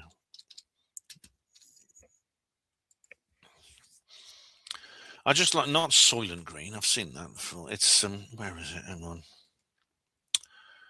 I'm not sure. It's basically Tino. Tino has got together with a few of the others, and they've made they're making a series of videos about exactly what happened with the whole situation. The whole situation with it's a very sad thing. The Last Sentinel. Here we are. The Last Sentinel. It's all on this YouTube. Okay, so here you go. It's all on this YouTube channel, The Last Sentinel. Soil Green, the untold truth behind the making of Capel Green. This is that. There'll be another part soon. Basically, the whole thing is stuck in development hell, and Tino, Larry, and the others are saying this has got a lot to do with Dion Johnson, the director, and the fact that he's his own behaviour. I've got no reason to disbelieve them. Tino and Larry have always been honest people in my view, and they're all saying the same thing now. I don't know where this is going to end, because obviously there's going to be some legal challenges and everything like that. And no one is, honestly, I was going to say no one is sadder than me, but obviously there are people sadder than me. But I am really, really sad that this has happened. I'm really, really sad that it has ground at the very moment of its triumph, the very moment of its release. It's like Dion has just sort of like cancelled the entire thing, and because Dion had control of so much, it's just kind of like it's just there's nothing the other guys can do. They're currently trying to find a way to get this project back. But Larry is just so fed up after all these years, after 40 plus years of struggle that he's had to go through. 46 years of struggle and constant backstabbing, constant betrayal, constant abuse and criticism that he doesn't deserve. He is just too jaded to continue, and I sympathise with him. It's not his fault. It's not his fault this has happened, Chris. And Steve Mumbling says here, the producers have probably realised it's all science fiction rubbish. They probably gave him the boot for leading them down the garden path and wasting their time. Oh, Steve, my goodness me, do you want to make a fool of yourself anymore? Keep digging, mate. I can still see your head. You know, This, just what you've just said here, these 2 sentences, shows you know absolutely nothing about this film. You would know that Indigo Transmit Films are the producer, a company owned by Dion. You know that they didn't give Larry the boot for anything. They actually encouraged Larry to be in there. This whole thing has come after Dion has just sort of like disappeared from everyone's life. And literally, it was literally just after the first cinema run. The film's only been shown like a few times it's been shown a few times in Woodbridge, at the cinema in Woodbridge, the Regal. There was a brief run in Australia. Now it's just gone. It's really, really sad. Okay, Steve Mumbling says, as you couldn't understand the video link, I left link previously. Here's another one that may make it clearer for you. I see the previous link has disappeared. I'm sure you'll deny deleting it as usual. Well, I do deny it, Steve, yes. The truth is you don't want to understand the truth. You don't want to let real physics and actual facts get in the way of a good science fiction yarn. Is this the Voyager thing? Oh, bloody heck. Yeah, this is 90% the speed of light, and you shine a flashlight ahead of you. Somebody watching from stationary space doesn't see the light going 1.9 times the speed of light. Yes, I know that the speed of light is always the same. I know that. I think the point you're making is, I mean, I did get to watch the rest of that video, and I know what it says. It talks about how the Voyager probe is 1 light day away, which means the signals now take 24 hours to reach Earth and vice versa. So if you want to like send it instructions, it takes 48 hours. You've got to send it there, send it back, that kind of thing. But the rest of this is just ridiculous here. It's just, and firstly, I'm not deleting anything. Secondly, just saying I don't want to understand the truth. You don't want to let it feel physically. So this is just stupid rhetoric. It really is. Steve Mumbling says here on UAP files release, the star UFO debunked. Oh, is this the video I think it is? Mobile-friendly surveys that drive results wherever your customers are. Build yours today with SurveyMonkey. This one. And so within Active Hub, we've sort of got this digital resource. So Pentagon released. I'm not watching 43 minutes. Okay. Just break this down for me, Steve. I mean, does he say it's a flare on a parachute? All right. Because that's not true. Okay. The fake firstly, the shape of it is not the big deal because I know that's an effect of the camera lens. I know that. That's not the point. He says the fake astronaut is assuming. What do you mean fake astronaut? Do you mean the angry astronaut? Is assuming the flare is set to black hot. It's more likely to be set to black cold. That means the white line below the paraglider is likely to be an aircraft vapor trail. The white trail behind the paraglider is likely to be a hot exhaust from a small petrol engine. Oh, I think this might be a different video we're talking about here. Oh, God, I have to go through the ads again now. So Pentagon released these videos on 5/8 yesterday, May 8th. Today is May 9th video. Oh, this one. Oh, yeah. It is the one I was thinking of. It is the one I was thinking of. The white trail behind the paraglider is a paraglider is likely to be the hot exhaust from a small petrol engine. The white glow from the center of the star as it climbs is likely to be a small petrol engine getting hotter as the pilot increases the power in order to climb. Next caller, please. Steve, even by your standards, I'm really surprised you have just swallowed this very, very lean-to, patched explanation, hook, line, and sinker, without even questioning it. It's not. Look, if you actually look, you'll realize that the canopy is not a bloody it's not a paraglider. It's not. The canopy is actually. It's a lens flare. Oh dearie me! I'm not watching that now. It's 43 minutes long. Alien Addict, who says here.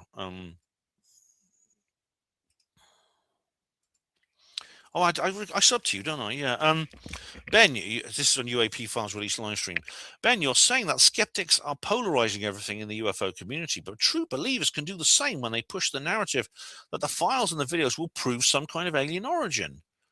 I remain open-minded, but these videos are very underwhelming. Also, why was the data in the footage redacted?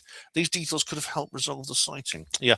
I myself, in fact, I said this to Missing Trillions on Alt Tech, Alien Addict. There's no context. I mean, it'd be nice if there was some kind of narration that went with it, or some kind of documents that gave more information about what we were seeing. Now, the reason it was redacted is because it's standard practice to blank out detail on a head-up display because it's classified. These were not present on the Nimitz footage because it was leaked, so it's different. But I mean, yeah, I mean, we do need more information. I mean, they're not underwhelming in themselves. I mean, some of them are very interesting. The Modium minority, I'd say, are particularly interesting. But there's a couple that are really, really interesting. But again, we need more information. We need more. We need someone to come out and just give us some kind of commentary on what we're looking at here. So that's the disappointment. And then Alien Addict says, why are we trusting YouTubers for answers? Shouldn't that be the government's job? Oh, absolutely not. Absolutely not. I trust YouTubers far more than the government.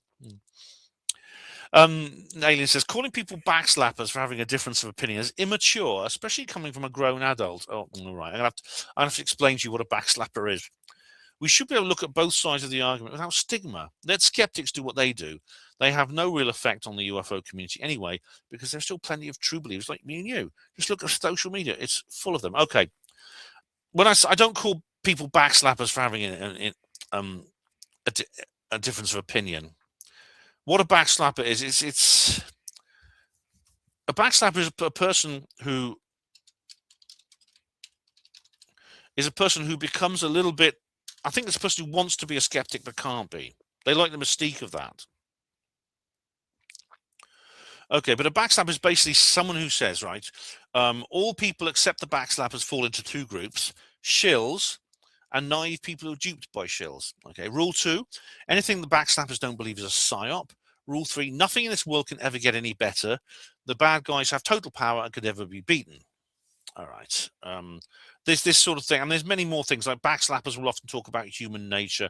They'll often say something is a distraction, and I think these people who say things like that are actually not serious. I actually think not all of them. Some of them I think mean what they say.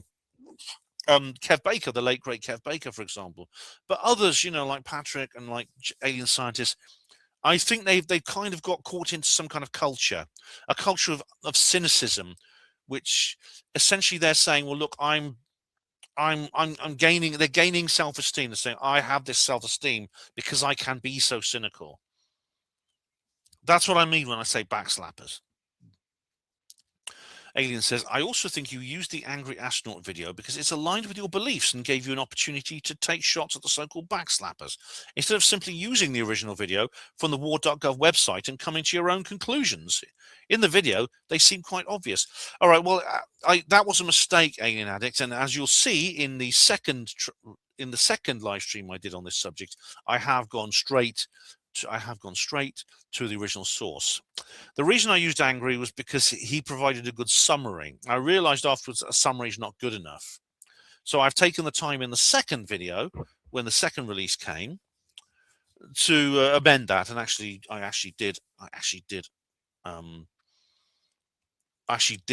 went through the entire oeuvre, as you'll see when you watch it. I hope the UFO community learns something from these released files. Me too, yeah.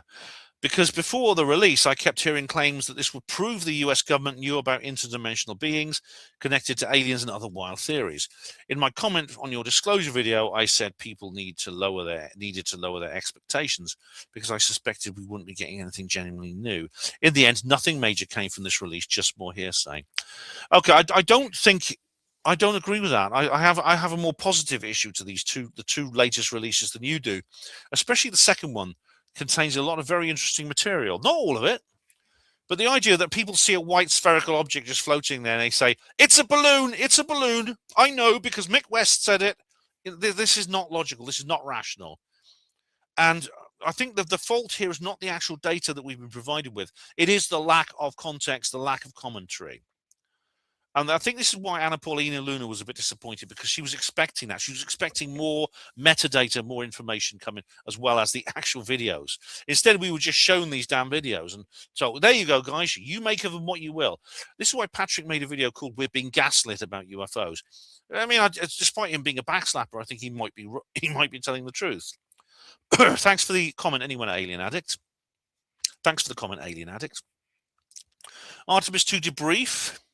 We have Dave Gert, who says here, Ben, you are truly astounding. Just when we think you can't be more of a bigger imbecile than before, you go ahead and do it.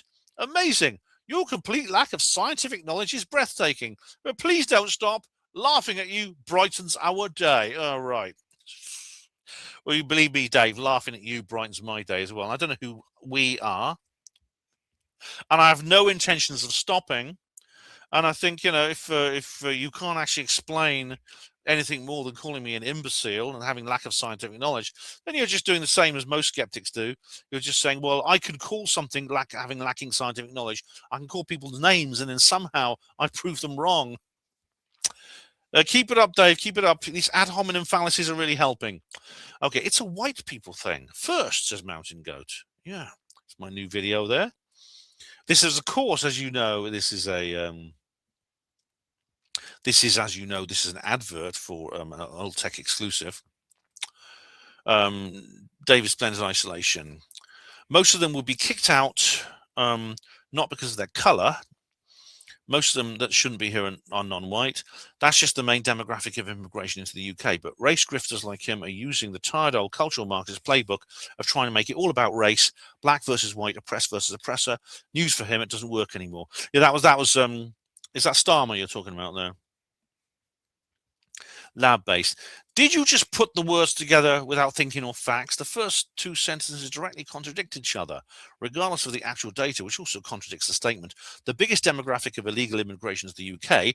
People I presume you claim to be kicked out are from Eastern Europe and Afghanistan. Technically lab-based, I think it's Albania.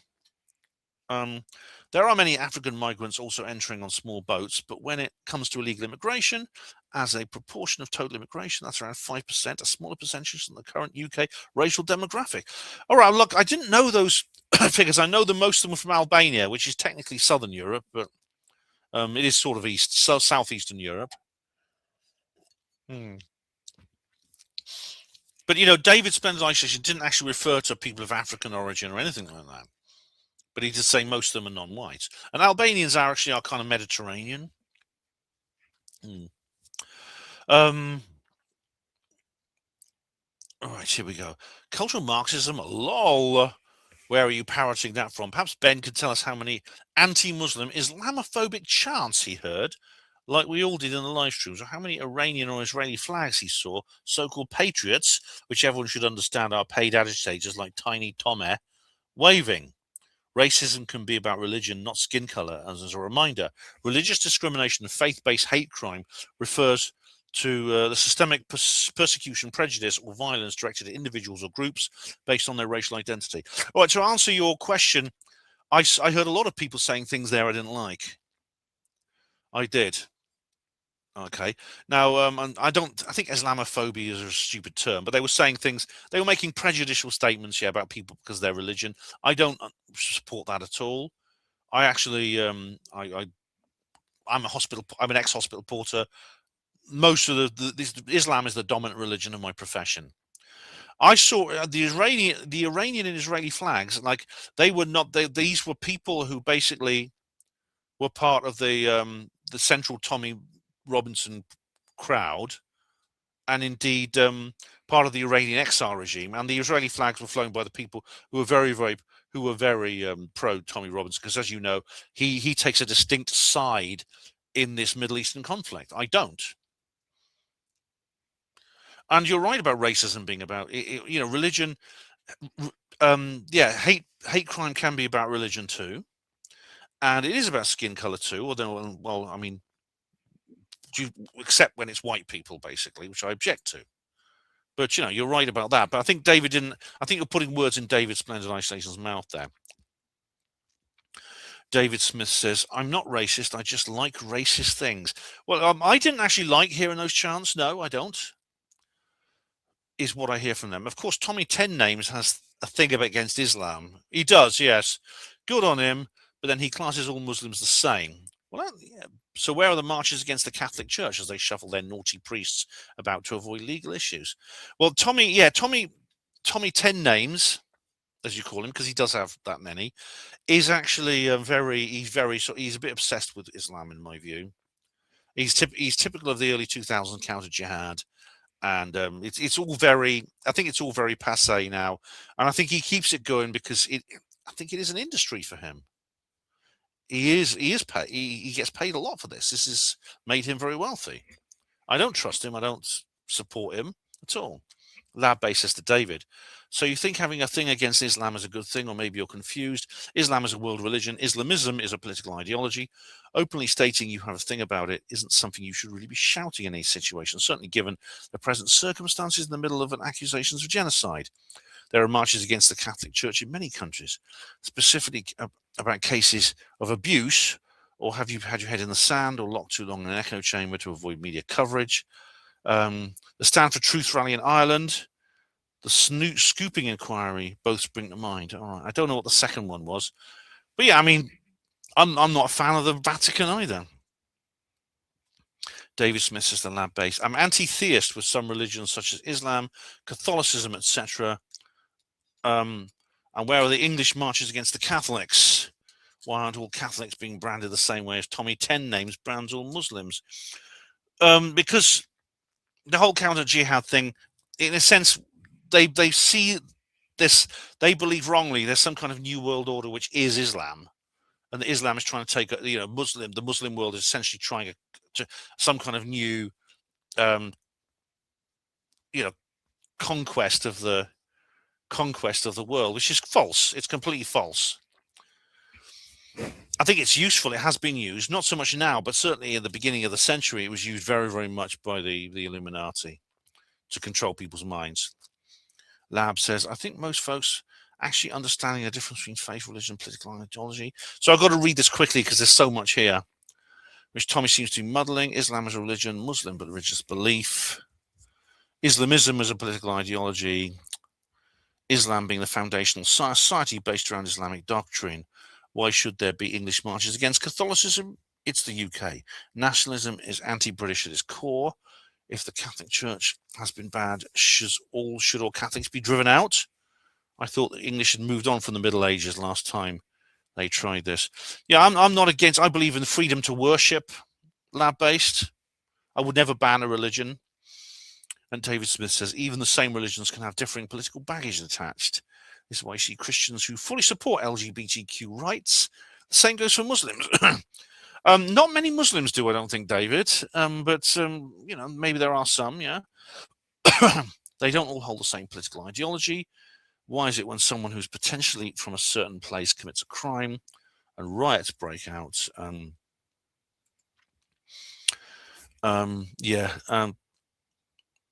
Where are there online posts about burning down churches? These knuckle draggers are clueless, and the irony is they almost always go about how they'd love to see any capital punishment and point to Arab nations as a proof of concept. Yet we'll go crazy at the idea of UK having Muslims. David, I'm not a fan of this contingent either. I actually make this point in the Alt Tech exclusive that it's simply it's a mistake to blame an entire religion for this whole thing. Absolutely. Right, it's a white people thing. InsurTech, is that Pratt Packham? Oh, you mean the audio? It sounds like him, doesn't it? No, it's a guy called Nick Lowles who does it for the Lowles. Yeah, he's the director of Hope Not Hate. Rhiannon says here, coming together in common purpose. Interesting Freudian slip there. Yes. This is why I actually did capitalize those words in the speech bubble, whereas Starmer, I think, didn't perhaps mean that. But of course, he did, didn't he? Yes, he did. He's of course, maybe it's Freudian sleep. Maybe he was dropping something in there deliberately. Yeah. Michelle Wilkinson, hello. Who says here, I haven't been around for a while, Ben, but I thought of you when I watched this film. You might enjoy it. Hope to catch your next live stream. This was on my uploaded. I put out a notice for my TikTok video. That's that notice there. And Michelle has sent me this, which is what? Let's have a look. Join Yoshi on a charming new platforming adventure. Stupid in the funniest alien film ever. Full movie. Oh, wow. What's this? No. Oh, I think I know. This is A the... page-turning adventure awaits in Yoshi and the Mysterious Book. Out now, only for Nintendo Switch 2. Ah, the Thatcher's Farm. The Friday, 12:30, Oh, I fancy a tasting pint. time. It needs to hit the spot or not a... Come on, we've got work to do. We must... Oh, yeah, this is kind of it's a comedy. UFOs, the UFO, these UFO guys. Dumbass Hicks see those things. Quite funny. Other soup we have here. Yeah. Oh, thanks, Misha. I've seen a bit of this, and it's actually really funny. Thank you very much. Thanks, Misha. It's good to see you again. Right, Oxford Graffiti 16. Mountain Goat says here. United Living Property Services, ULPS, is a major UK contractor specialising in property maintenance, housing social housing regulation, and energy efficient retrofitting. Backed by Apollo Global Management, their partner with local authorities and housing associations provide day-to-day responsive repairs, empty home refurbishments, and external envelope improvements. Right, this is, I think I saw a van, didn't I? It's impossible. It's because yeah, if you look at it. Here we go. United Living. This is this. What was interesting, they had a Mobius triangle on there, which I thought was interesting. Well, thanks for that information. Thanks for the information there, Mountain Goat. Mountain Goat, same video. What is Tutto? And it actually, and I said it, and he says it means everything. Yeah, in Italian, it means everything in Italian. I don't know, but it seems to be a graffiti meme that's going around Oxford at the moment. I've seen lots of Tutos. Yeah. Mountain Goats. I won't read this out actually, but yeah, I won't read that out. But point taken, Mountain Goat. Mountain Goat, same video. Nasty chemtrails. Yeah, there were some horrible ones there, weren't there? And finally, lol here on Oxford Graffiti 16. This is a. Here we go, another. International Women's Day. All right, yes, that was my little voice there, my feminist voice. I'm glad you find that amusing. Oxford Graffiti 16. Do you support Rock Against Communism? No, and I don't. I don't actually. I'm a bit young to remember that. That was something that came out from the National Front in the 70s, which I was never a supporter of. I'm not a supporter of sort of dictatorial right-wing governments any more than I am dictatorial left-wing governments. Same video. Awful trails, says Mountain Goat. Yeah, I got loads of. Oh shit. I got loads. I've had to go back now. I got loads and loads of really bad chemtrails in that particular video. I really did. Sort by newest. I'm just going to have to scroll back down again. Here we go. Oh god, there's still quite a lot to go. Quite a long way to go. Here we go. Yeah, there was awful trails there, definitely.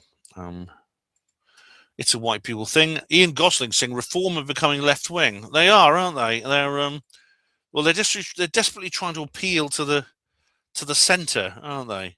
And they're just abandoning so much else. Why won't that comment appear? Oh, it has now.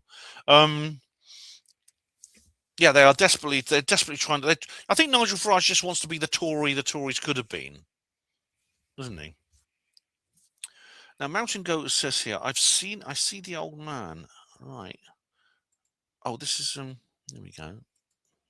Wearing some kind of suit. Yeah, you get closer and you find out that's actually not the case. He's not. Yeah, it's interesting. Yeah, that's pareidolia there, Mountain Goat. But you saw it too. You saw it too. Yeah, it's interesting, that, isn't it? See, I don't believe the skeptics who make these things up all the time are like right, but they write sometimes. Okay, we have here Genesis Porridge, lots and lots of emojis, including laughter, sunglasses, tea, coffee, wine, on Cynthia's watch party introduction. The watch party introduction. UAP Fast Release 2, here we go. Philip C. Hey Diddle Diddle, the cat and the fiddle. The cow jumped over the moon. And Philip says, it's a nursery rhyme to jog your memory. You scarred for life. Who's scarred for life? About what? Oh, Brian Rue comes. Hello, Brian. How are you, sir? Brian Rue runs the Vancouver UFO group. I'm doing a talk for them on Saturday. I keep coming back to this video. This is the same one. I love your analysis, Ben. I keep coming back to this video, Ben. I love your analysis and humor about the £500,000 jet pack above the Amazon. Oh, yeah, that's right. Timothy Alberino made this point. It just makes no sense. Thanks, Brian. Please do remember Vancouver UFO group this Saturday. Details on HPANWO Voice. I'm doing a second talk for that group. It's really, really cool. Steve Mumbling says on release 2, wow, more birds and balloons. Well, Striker Light, Steve Mumbling is actually taking the skeptical position. He's repeating the Mick West mantra. Who'd have thought it? Release 2, Michelle Wilkinson says here, I missed the live, but I managed to catch up on some of the replay. Cheers, Ben. You're welcome, Michelle. Mountain Goat says on Project Anchor, first. Well done, Mountain Goat. Oh, bugger, says Neil Peel. Bad luck, Neil. You didn't get him this time.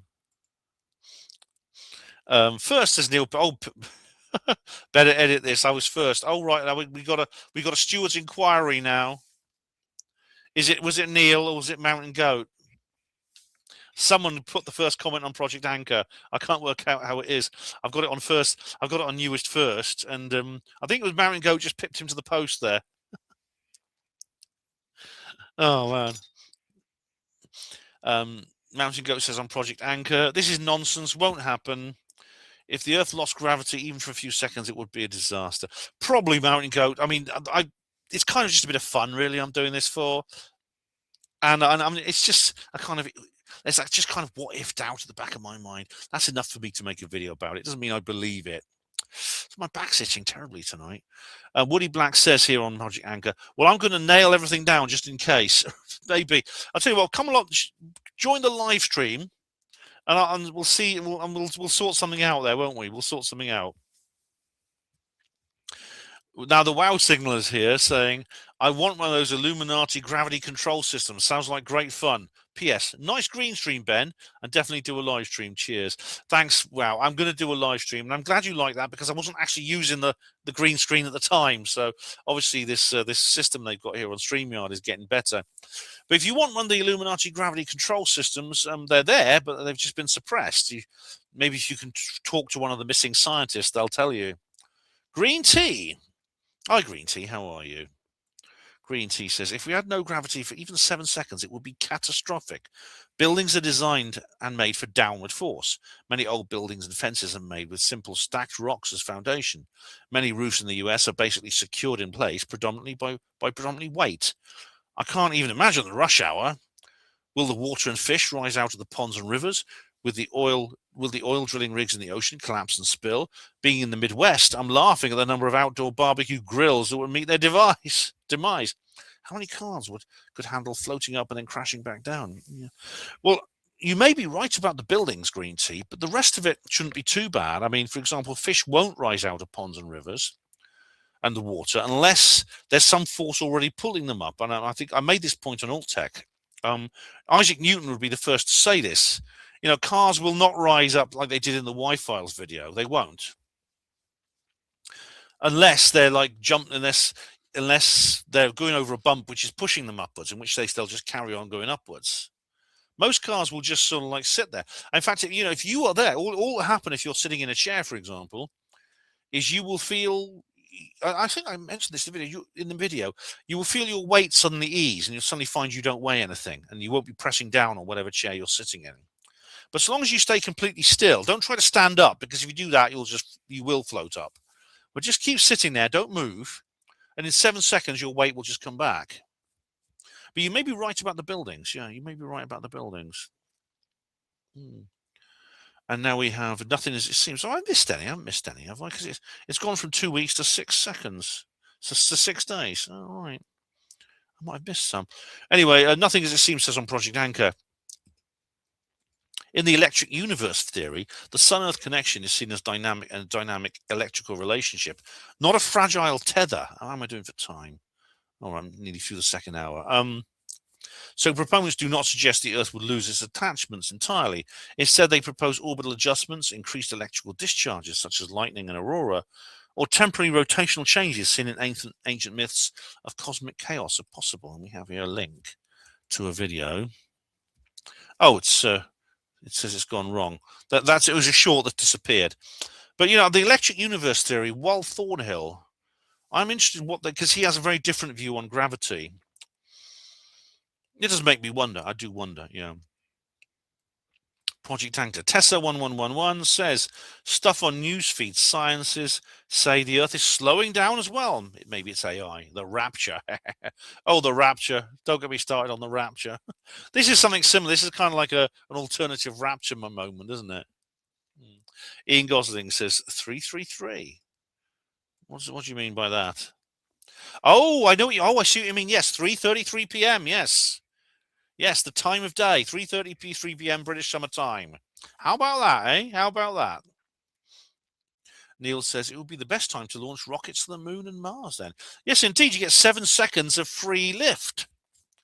Just imagine that. You lift, you need only just a very, very small amount of fuel to accelerate the rocket you wanted to the right velocity to leave Earth's gravity. You don't need a tiny amount of fuel, a fraction of the amount of fuel you normally need when you're accelerating it within whatever velocity the rocket reaches within 7 seconds of launch, which is usually a few hundred miles per hour. Yeah.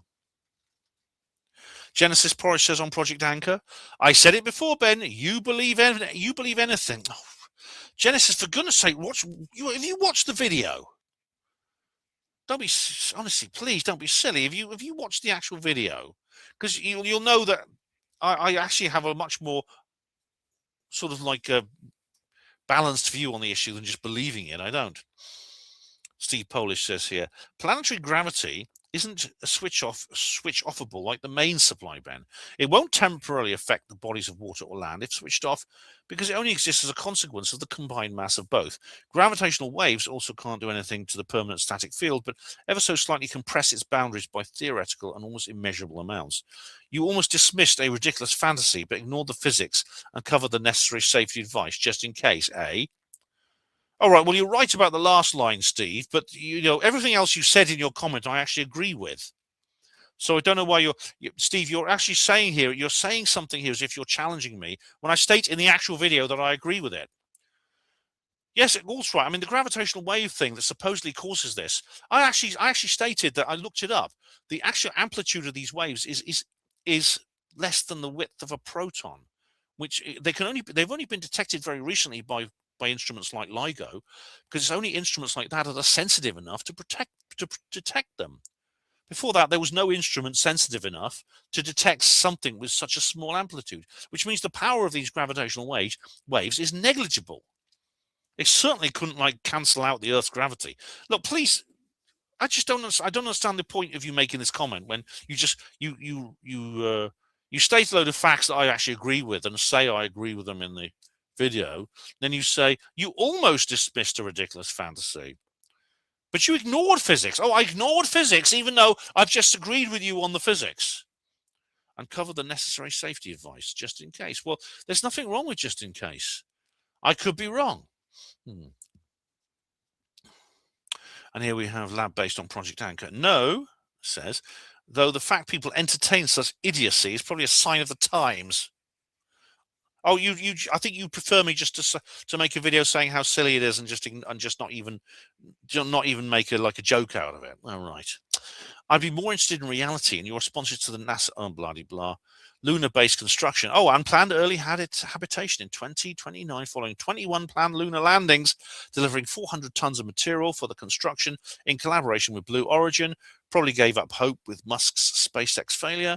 Surely a far more worthwhile topic for an Apollo detective.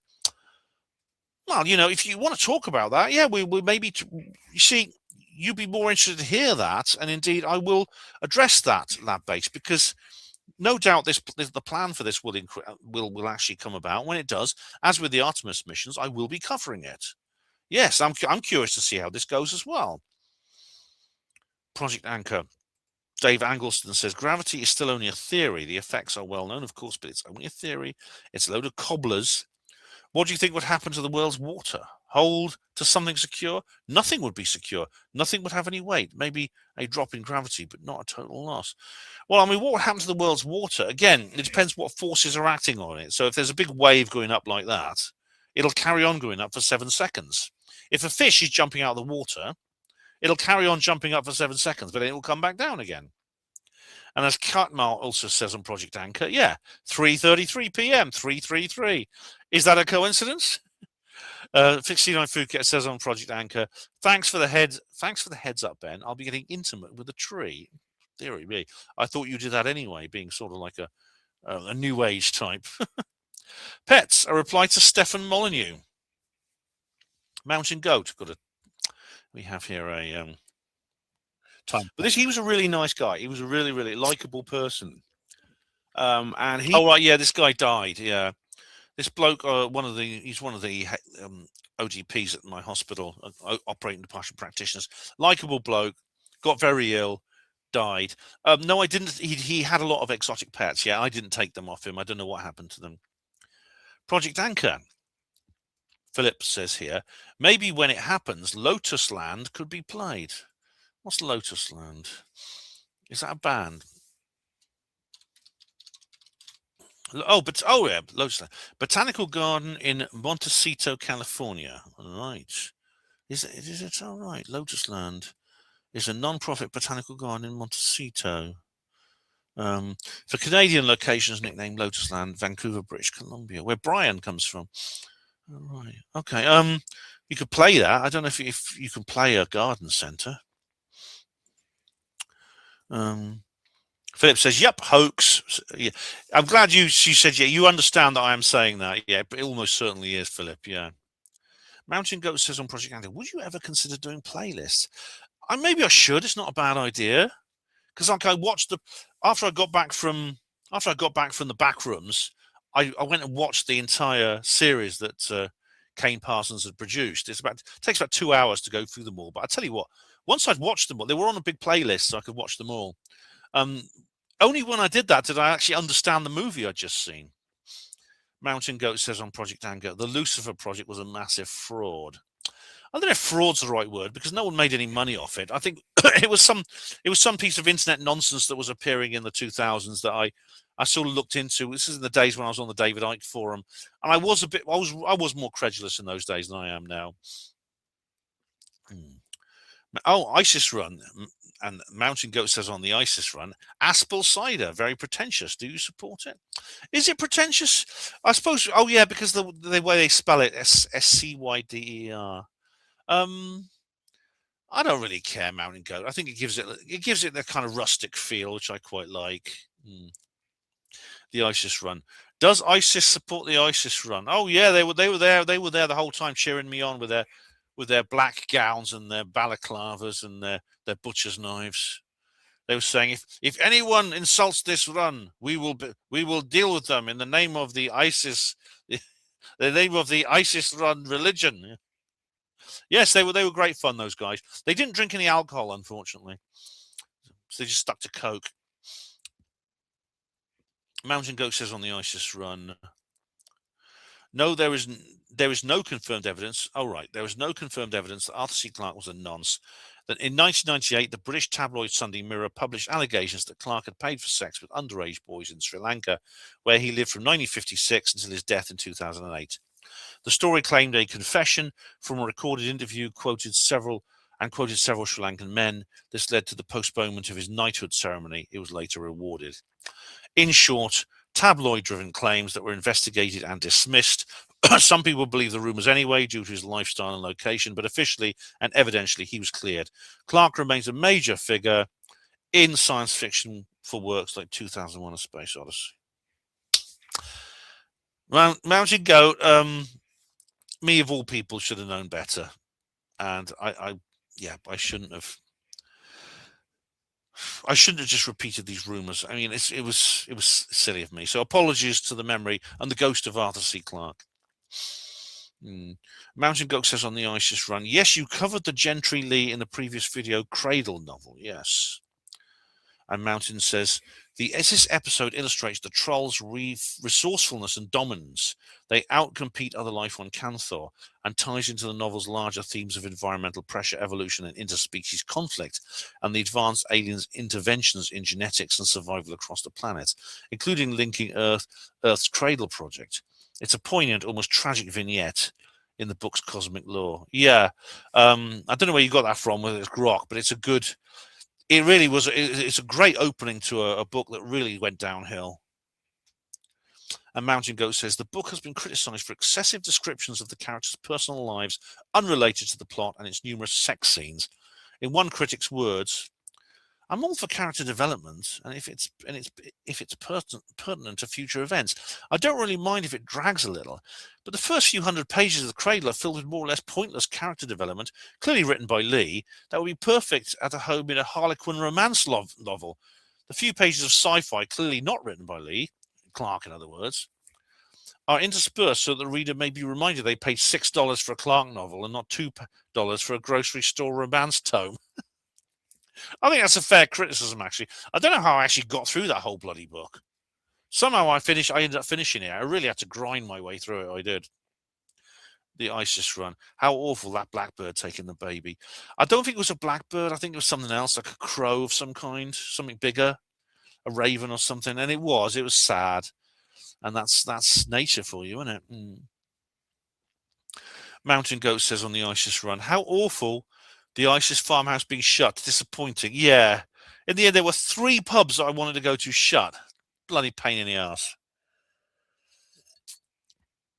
And the Head River, the Oxford Retreat. You would think they would invite HPANWO in. You did not put it on the internet, did you? Lefty saw it and arranged to spoil your day. Incredible. No, I didn't tell anyone in advance when I was doing that. I didn't. That's bad. That's bad. Well, if I'll do it again at some point, maybe with more people. Right. Now this is 37:43. This is on the ISIS run. Timestamp. I was desperate for a poo. God, blimey, yeah. I'm utterly shocked by this. I will inform the council. Friends might say, "Is the Pope Catholic, or does Ben shit in the bin?" Oh no! I've created a meme now, haven't I?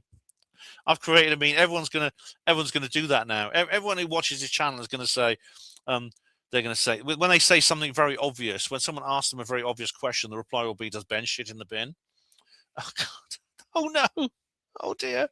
I should never have told anyone about that. Oh, dear. Oh, I mean, this is so long ago. I mean, it was like, God, blimey, 20 odd years ago. But oh my God, that's embarrassing. Yeah, I should.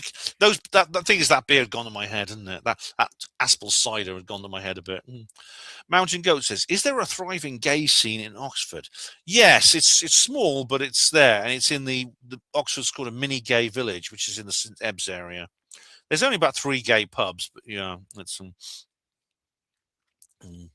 Mountain Ghost says, "Oh, this is referring to the porter who was beaten up in that alley I went through." 4327. Were the people ever caught who beat up your brother Porter, and do you still see him? Was he permanently brain damaged? I don't know if they were caught or not. I can't remember. He wasn't permanently. He had like problems with his taste buds. I remember, because his taste changed afterwards. A bit like when people have COVID. I remember that. Yeah, he seemed all right, and normally, apart from that, he was okay.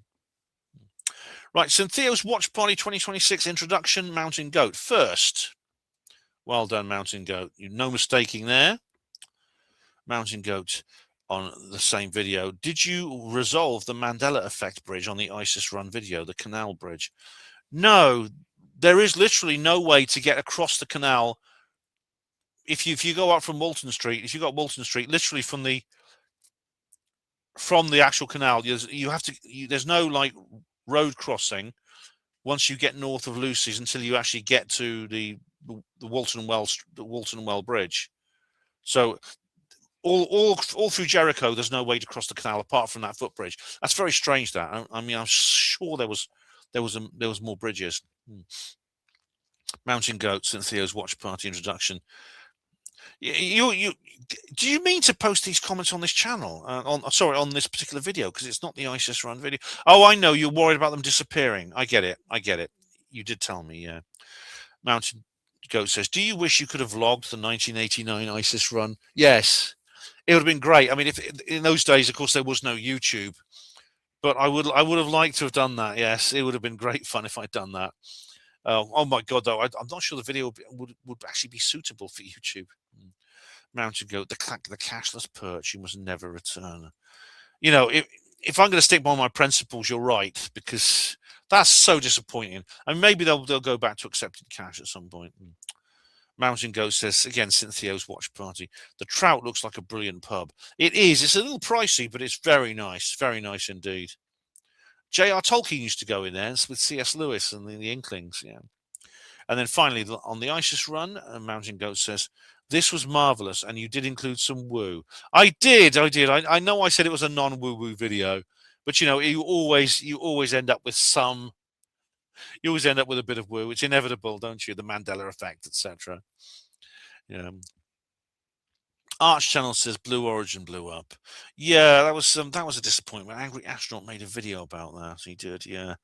Neil Peel Paranormal Peep Show on the Backrooms film review first. Well done, Neil. And David Splendid Isolation says, glad you got to see it early. It's much better than I was expecting, and I was expecting a lot. Oh yeah, we were talking about this, weren't we? Indeed. And I actually did. I saw the trailer and I thought this looks good, but was it better? I don't know. It was a pretty good film actually. Although, as I said, it only really makes sense if you're familiar with the franchise and you've watched some of the previous stuff that was put on YouTube. Gerald King says on, how am I doing for time? Oh, I've gone slightly over. All right, so let's make this the third hour. I'll have to do the last few. I'm going to have to make third. I'll have to just edit the last few because I've gone slightly over. I just wasn't watching the clock, so I'm just going to have to edit this and put edit and put here third. I'll just do the last few. Here we go, and here we go, and then edit this one. Put third. Here we go, and I'll leave it there. I'll leave it there because I'll be all day otherwise. Ben, can you give a talk on Indrid Cold? That's from that's the guy from the Mothman Prophecies. Yeah, the strange creature from the Mothman Prophecies. Yeah, the contactee Woodrow Derenberger's daughter, Tornia, was also contacted by Cold and his friends. Went on for years. I think Tornia passed away a couple of years ago. Indrid Cold had a wife called Kimmy. Both would visit Woodrow and his daughter. Indrid Cold still comes up occasionally on the web. Thought you could tell us your opinion. Thanks. Right, Gerald. Thanks for that. That's really, really interesting. And you know, it would be worthy to do like a talk about the Mothman Prophecies and about the Point Pleasant thing. I didn't know that about Indrid Cold apparently having a wife, and I didn't know these visitations went on after the Silverbridge disaster. But yeah, Indrid Cold was this alleged being that was seen by people a few months before the Silverbridge disaster in Point Pleasant, the scene for the Mothman Prophecies. Yeah, and he appears to be very similar to the Men in Black or the Black-Eyed Kids. It's a related phenomenon. Project Anchor said, Project Anchor and Steve Mumbling, only people that seriously believe the Queen of England was a shape-shifting lizard from outer space would give this nonsense their time of day. All right, Steve. Well, how do you explain the fact that I do believe the Queen of England was a shape-shifting lizard, and I don't give it the time of day? Max City says, we are much more likely to lose gravy for 7 seconds. Happened once at a family dinner, and it was a disaster. Oh, God, Christmas dinners with my parents are always frustrating because my dad never makes enough. He never makes enough roast potatoes. He never makes enough gravy. Okay, UFO. All right, here we go. UFO Disclosure 2026. Bring Neil home. And this is Mountain Goat, who says here, I had a weird incident last Sunday. I was at my cousin's birthday party at my grandparents'. My family knows very little about my views, all normies. Sometimes you just got to live a double life, Mountain Goat. Yeah. Can't remember the context, but suddenly my completely compos mentis 95-year-old grandfather mentions his UFO experience. This was the 50s. He was flying his Gloucester Meteor, and suddenly he sees what he describes as a spaceship some ways in front of him. Blimey. Birthday parents at grandparents. Wow. Did you manage to talk? Maybe you could talk to him privately, Mountain Goat, because I know you. Like I say, I don't talk to my family about my views either. because it's just not. I mean, I stopped many years ago because I just got fed up with their scorn and the fact they were ignoring me. All right. Right. So there's a bit more here. Mountain Goat says he gasped and pushed his flight stick forward instinctively to get closer, but as he started to get near, it disappeared. He mentioned he could have taken a photo with his gun camera, but was so caught in the moment he forgot. As you can imagine, my jaw was dropping as he talked. Never imagined anything like this from my Normie family.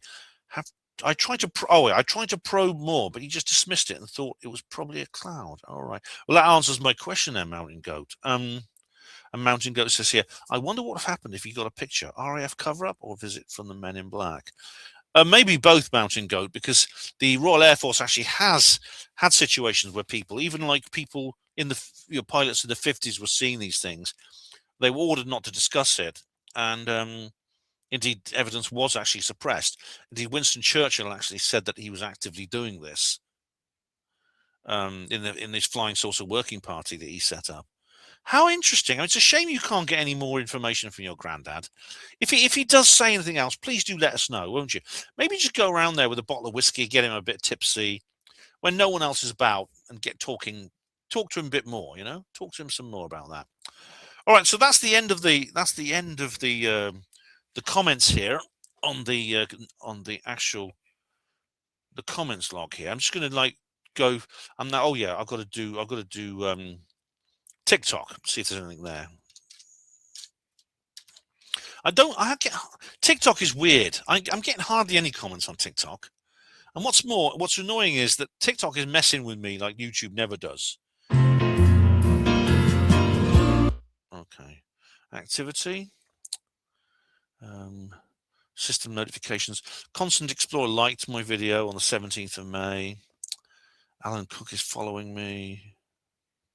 Oh, he's got no content. I'm not following him back. Hang on. And you know that my Charlie Veach video is still on 267 views after how many months? 5 months? How is that possible? All right, let's just go. What I'll do now is I'll go to my YouTube notifications, because if there's any new comments, they'll be there. Let's have a look.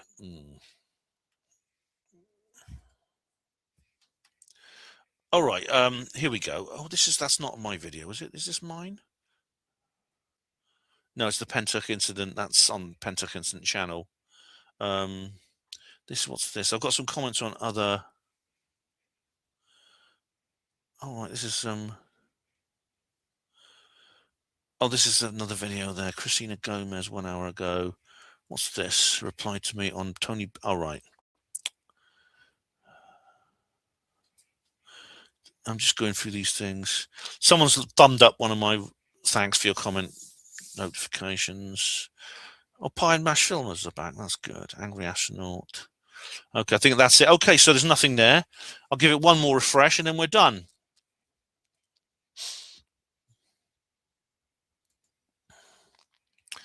No, there's nothing. Right.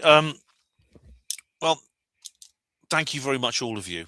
Great comments as always. I appreciate that. And needless to say, without your comments, this video wouldn't happen. It's self-explanatory. And so I really appreciate you. It means a lot to me when you leave your comments, your thoughts, feelings, questions. There's been some really great ones. It's almost like a social event every so often I go through, and I enjoy it very, very much. There's lots coming up, of course. Disclosure Day. Yes, I am going to go and see it. I've got my ticket booked. And yes, I'll be doing a full coverage of that. Don't you worry. Like I wouldn't. Lots of other things coming as well. The watch party I'm going to do for St. Theo's Day. And also things coming out of left field. There'll probably be another tranche at some point for me to cover. So look forward to that as well. In the meantime, thank you all of you for watching HPANWO TV. Hospital Porters, Pride and Dignity. Stop the New World Order. Conspiracies, government cover-ups, Earth mysteries, monster cryptids, psyops, saucers and black triangles, HPANWO.